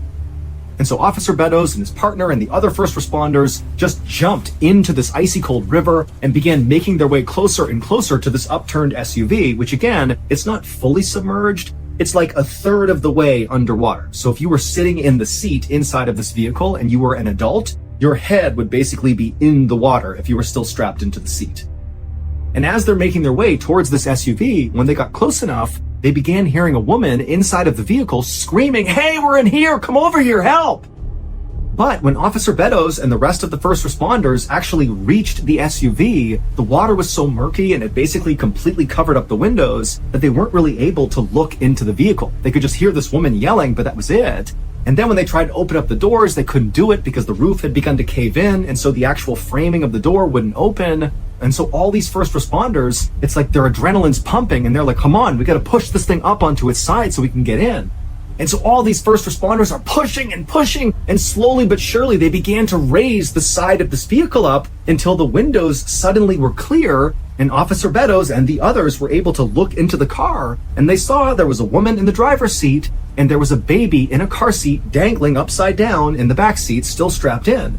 And so Beddoes began screaming, "There's a baby in here, there's a baby in here." And suddenly it was like everybody got extra strength and they pushed this vehicle all the way up onto its side. And then one of the firefighters climbed up onto the side of the car, which now was the highest point of the car. And he reached in and he clipped the straps holding the baby who had been upside down, dangling there, cut the straps and pulled the baby out and handed the baby over to Officer Beddoes. And then the firefighter began doing the same thing to get the woman out. But Officer Beddoes, at this point, he just took this baby, he turned away, he figured the first responders will handle this woman, and he's going to take this baby to safety, because he couldn't even tell if the baby was alive or not. And so he's cradling this baby, he's rushing back through the water, back to the riverbank, and then he hands the baby over to the paramedics, and right as he does, he sees this little baby begins to move its arms and flicker its eyes, and he wanted to weep out of relief that this child was okay.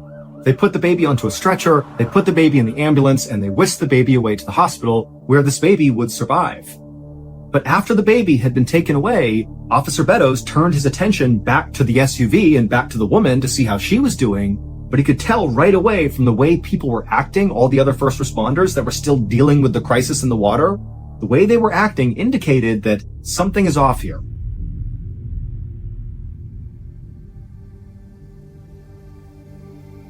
Well, it would turn out 14 hours earlier, so at around 10 p.m. the previous night, a 28-year-old woman named Jennifer Gorsbeck had just left her father's house in Salem, Utah, and in her car was her little 18-month-old baby, Lily, who was in the back seat. And after Jennifer pulled away from her father's house and her father's on the porch waving to her, she began driving towards her home.